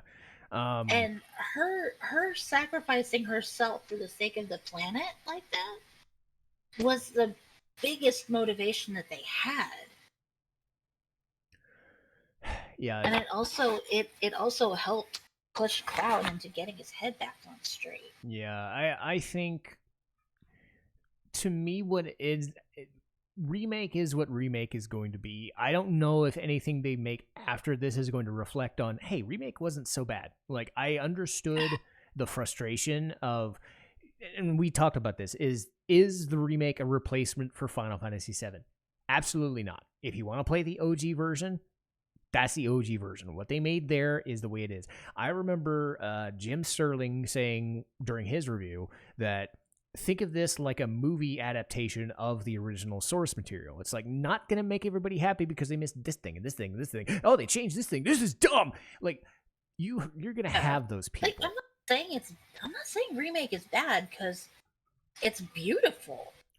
It's just, there are things that could be, it's been badly executed so far. Yeah. And to be fair, I do think having the people that were involved with the original helps. So it's not like just fans doing fan things, but it's also going to be like, well, why would we trust the people who are 20 years older to rewrite a story when they could not be? I mean, they could not be the same person they were when they made Final Fantasy VII. That's a creative risk. Versus somebody who is beholden to, it's like, say for me, like, I am such a hardliner for the way things are supposed to be. Like, if it isn't the same that it always was, then that's the risk you run with these retro remake revival things. Like, I'm rewatching Trigun. They made a new version of Trigun, the anime. Like, the anime exists in 1998, 1999, and then they made a new one. Like, they remake everything else. They have Dumb and Dumber 2. They have Rise of Skywalker. They have all this stuff that Jesus. It's an IP. IPs never die. They just never leave it alone. So I think it's its own separate argument. I think you know what? People had the same arguments about Sailor Moon and Sailor Moon Crystal. And I am one of those people who's actually watched both. And Sailor Moon was really great. And I think Crystal gets a lot of shit that it doesn't deserve, honestly. Yeah. Well, and it is a fine line. I mean, I totally understand. What are they making a remake for? Money. Yeah. They're just making it for money. That's all they're doing it for. So Sailor Moon Crystal, I think, is probably one of those really rare instances where they went back and they improved it. They kept it more. What they did was, when they were making Sailor Moon Crystal, they made it more true to the source material than the original anime was. Yeah, and you can see why that thing happens with, like, Brotherhood, like Full Metal Alchemist Brotherhood and whatever. Everybody swears by that. Oh, Brotherhood. Okay, the original Full Metal Alchemist was good and everything, but Brotherhood was way better.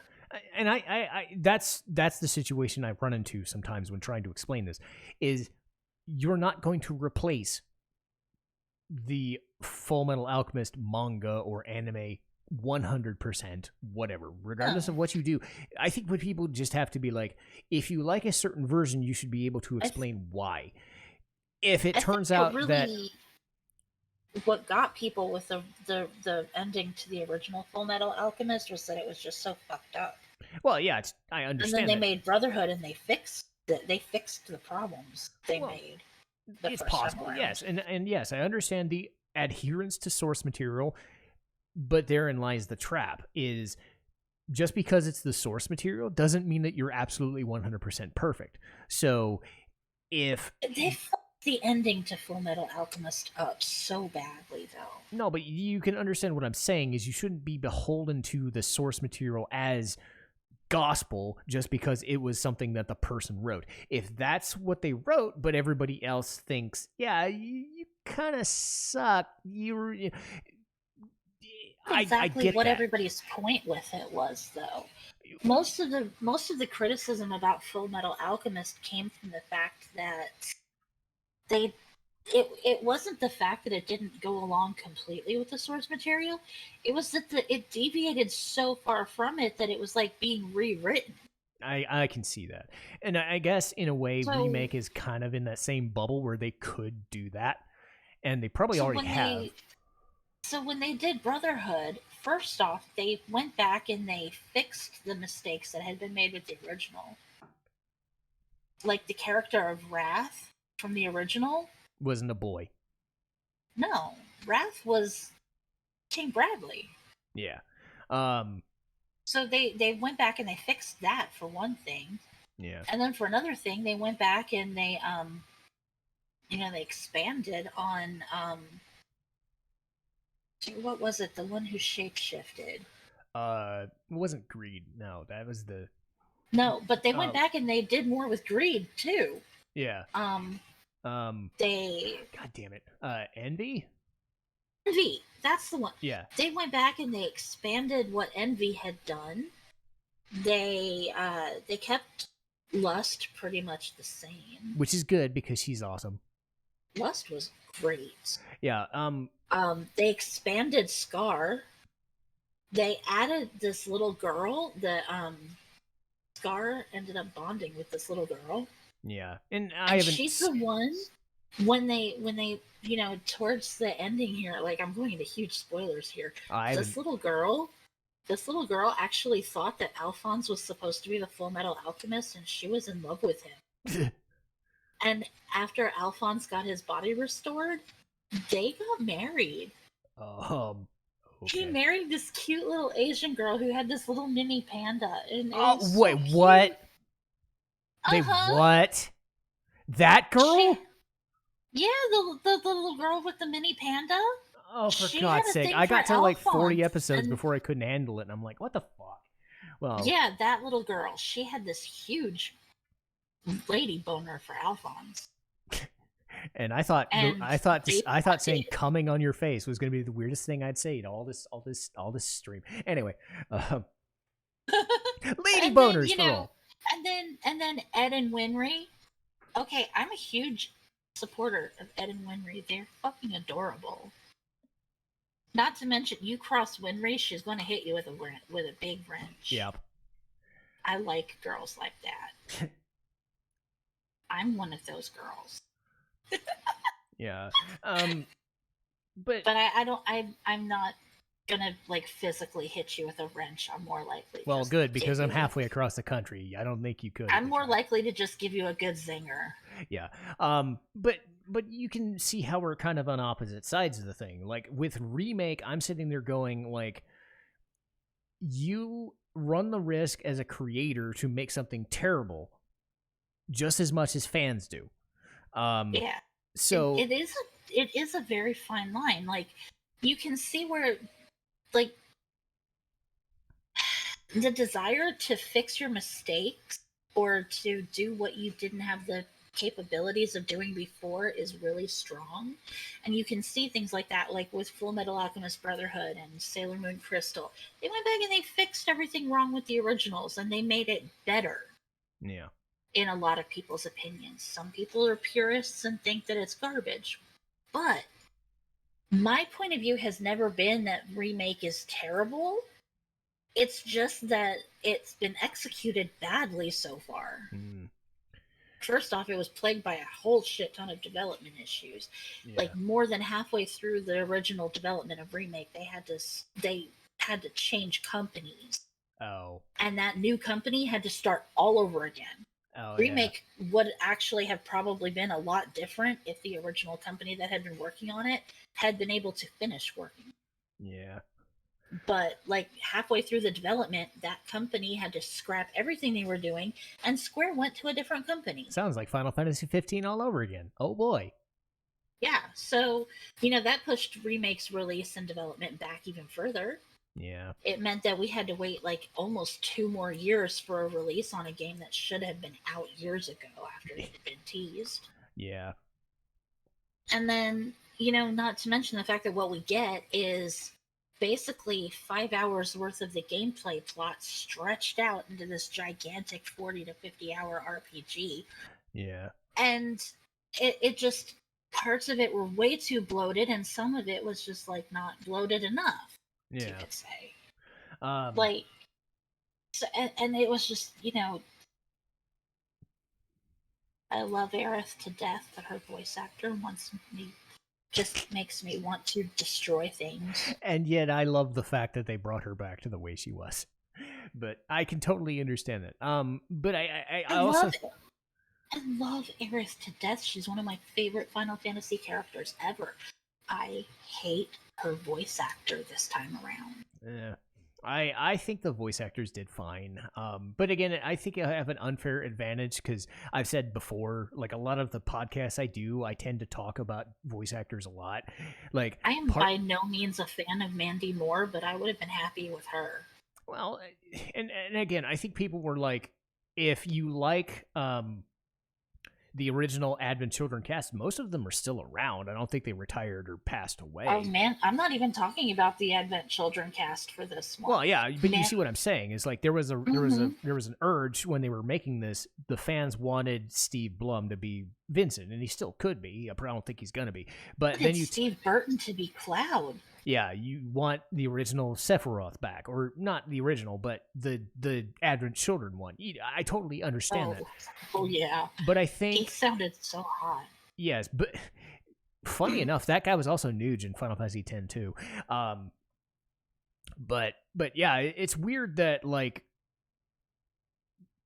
I still think that there's still good voice actors to be had all through the remake, because I told you like the guy who did Barrett was also in a Yakuza game. The lady who does Jessie's voices in almost every goddamn show that I know, so I know that she's good at everything. She was Futaba in Persona 5, right? So I'm like sitting there going, I'm not going to complain about this acting because I know who these people are, or I've heard them in everything. So it's like, oh my god, they're the way they portrayed Jessie though, like really drove me thirsty. Crazy. Yes, but I can totally understand. Yeah, I would imagine a lot of people's interpretation of Jessie is not the same thing that the male population thought, because I'm sure every male in the audience thought she's the best thing ever because she blows stuff up and she's thirsty for Cloud, and then you're like, no, get away from me, get away from me, get away from me, no. Just no, yeah. Yeah, I totally love that she's a chick who likes to blow shit up, because that's Selphie. That is she's like part she speaks to that part of my soul. Yeah. My inner chick really loves to blow shit up. Yeah. But you thought that she was trying too hard to be an actor in an actual real life scenario. My whole point, she was treating everything about her life like she was an actor in a stage show. Oh, yeah. Because that's what her job was. Yeah. That's what her job was. She was an actor in a theater. So she treated everything like that. Oh. And like freaking Wedge even sits there and tells Cloud, he's like, don't get too serious about Jessie, because basically she's just treating all of this like a big acting exercise.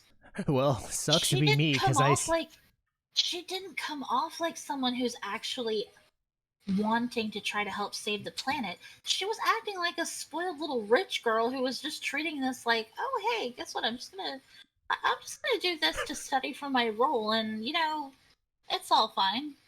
Yeah, well, then look what happens. But again, this is another one of those changes that Remake might make, because they've already had Biggs come back. So it's like within the realm of possibility that Jessie is going to be absolutely fine. And then part of me is like, well, yeah, that kind of sucks. And then the other part of me is like, that's actually kind of cool. Can she be a party member? I want to throw bombs. It's entirely possible that they escaped Sector 7 before the plate fell. Yeah, and I think it could have been entirely possible in the original game if it, because we never saw for sure that they died. No, it's implied though. It's implied heavily, because we never see anything or hear anything about them after everybody escapes Midgar. Yeah. But I think in the Biggs, Wedge, and Jessie thing, like if they became like full-fledged like secondary party members, that if you wanted to have them in in a segment of the game, like it'd be kind of neat. I don't know if I'd want them to be full-fledged party members, though. If you're gonna, I would say Jessie would be the best choice because she'd have the whole bombs thing to fall back on. It's like, she chuck grenades from a distance. That'd be kind of neat. I think they were trying too hard to make her like Riku. Yeah. I'm sorry, but there's only one Riku, and Jessie is not it. Yeah. I mean, I get it. But again, I think that's where everything lies with the franchise is there's never not going to be a Final Fantasy VII. Like, they're making too much goddamn money to not. Like, the remake made 5 million copies in sales, right? The Intergrade probably made like another million or so. They're going to make money to spite themselves. And I don't trust Square Enix as a company. The issue is that the people developing the game are kind of like in that like weird bubble, like you said. Like, they have every inclination to possibly make this the most awesome thing ever, but they can also fuck this up totally royally. Yeah. So Final Fantasy VII is like, as a property, like it's not going anywhere. The original game is going to be what it's going to be because it was what it was going to be back in 1997 and 1998. It's just everything after that. And we'll do this if we do other episodes like Dirge of Cerberus or Advent Children or the remake or whatever, because there's a lot of stuff that they've made after the fact because they won't leave this franchise alone. But Final Fantasy VII as a game exists as its own entity. So I think at the end of the day, if you're one of those people like me who's like, the remake's fine, but it's got problems versus, your situation is like, it's not good and it's not going to stay good. But then you have the absolute extremists who are way worse than even you're suggesting. It's like, nah, this is total bullshit. Don't make this. It's dumb. The fact that we have this kind of discussion says a lot about what Final Fantasy VII did. I don't know of any franchise in an RPG space that does anything like this game does and will continue to do. But that'll do it for us, I think. But at the same time, I do want to give you the floor. Do you have anything you want to say? Plug anything right now? Well, I'm still plugging my fiance and my Etsy store. And, the change that I talked about possibly adding earrings and things that I've made has actually happened. Nice. I've got a couple of pairs of earrings in the listings, and there's merch with my logo on it now. I haven't worked myself up to a t-shirt yet, but I have a coffee mug. Oh, coffee mug, nice. Yeah, I got a cute little coffee mug. There's little buttons for you to pin on your jacket. There's even Christmas ornaments. He thought Christmas ornaments would be a cute idea. Go figure. There's also your Twitch channel. This is you not only.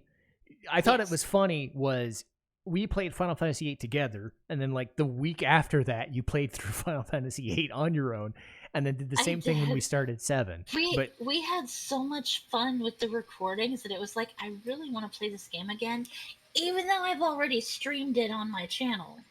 So I did. I went and I streamed it, and it only took me I think I streamed it for 2 weeks. But because stuff happens. I love playing stuff, and I just it didn't take me that long because I'm really good at the game. Yeah, but not just Final Fantasy, but you do stuff like Animal Crossing. I've seen you recently do Silent Hill and all the other. Well, Silent Hill 2 was a community thing. Okay. I had actually agreed to do Silent Hill 2 for Spooktober, and then I only got one stream of that in. I only had gotten almost halfway through the game, and then I had a problem with my save data, and it ended up getting erased by accident. So then I just left it alone for a while, and then I was stuck for something to play, and I'm just like, so I asked my community, I'm like, what do you guys want to see me play next? And there were 3 choices. There was I think it was House Flipper, which No, you've also done. I didn't have stream. House Flipper yet. I hadn't done House Flipper yet, but I did one stream of House Flipper, and I'm just like, unless my community says that they're actually interested in seeing me try it again, I'm doing it. Yeah. But I had Silent Hill 2, Final Fantasy VII, and a Sims scenario or something. Well, you know what? Because there was you know which one I voted for. Oh yeah, I know which one you voted for. But there was a Sim scenario that I really wanted to try that I ended up doing anyway, even though nobody voted for it. And it was funny. And let's see. So what ended up winning that by like one vote was Silent Hill 2. Which I'm still okay with, by the way. Don't let so it be I said. Did it. Yeah, don't just because I love my Final Fantasy games doesn't mean I don't mind other games. I've tried to have other stuff on my channel. Guess which ending I got? I got the leave ending. Oh, okay. I was about to say you got the dog ending. I'm like, no. Wish I'd gotten the dog ending, but you can't get that on the first playthrough. You have to have a certain key that you can only get on a New Game Plus playthrough. Because the way to get the dog ending is to get this key to the observation room in the hotel and to go into the observation room.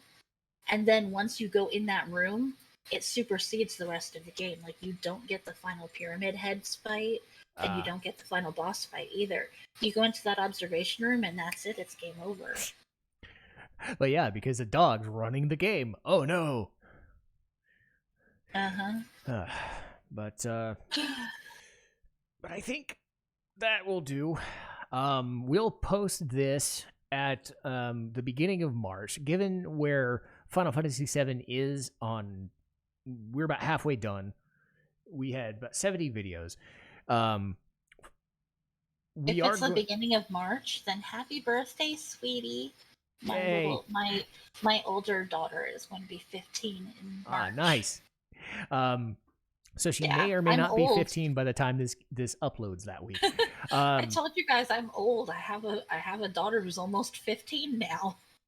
Hey, I don't have kids, so I wouldn't know.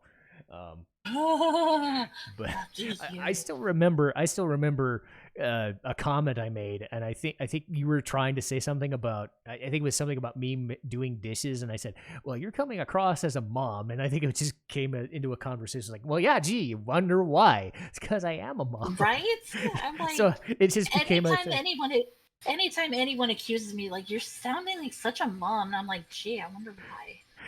So that was one of those things where I had to backpedal. I'm like, uh-oh. So I'm like, whoops. I was like, yeah, this is like coming on your face. You're talking about breaking a dick in half. Like, why do we say these things? But I swear I didn't mean to say break his dick in half. I know, but it ended up happening. So I'm not going to say no. And it was funny. But yes, before we get into any more trouble, I do want to say thank you to anyone who stopped by, because this has exceeded our Final Fantasy VIII podcast by about 10 minutes. So if you've been here for that long, thank you for watching, because you got extra content about Fullmetal Alchemist and Sailor Moon and other Final Fantasy games. But for us, I think that will do, because I think we're both tired. I know I am, but I'm swimming in caffeine, so I don't know. But if you want more content, be sure to vote for these games. We'll have one like Secret of Mana that's probably playing as we speak. But Leigh will probably stop into some other games eventually, or we'll have more podcasts with her, because I like her as a person. I couldn't say friend for some reason, because words are hard after 2 hours. So I think that's a good place where we're going to stop. But yes, for Leigh, for me, we're friends, and I forgive you. Yes, thank God, because I want to keep my job. What job do I have? I don't know. But yes, you can see I'm trying to find a way to stop this conversation for all our sakes. But for everyone here, that'll do it for us. Citizen Strife and Leigh signing off.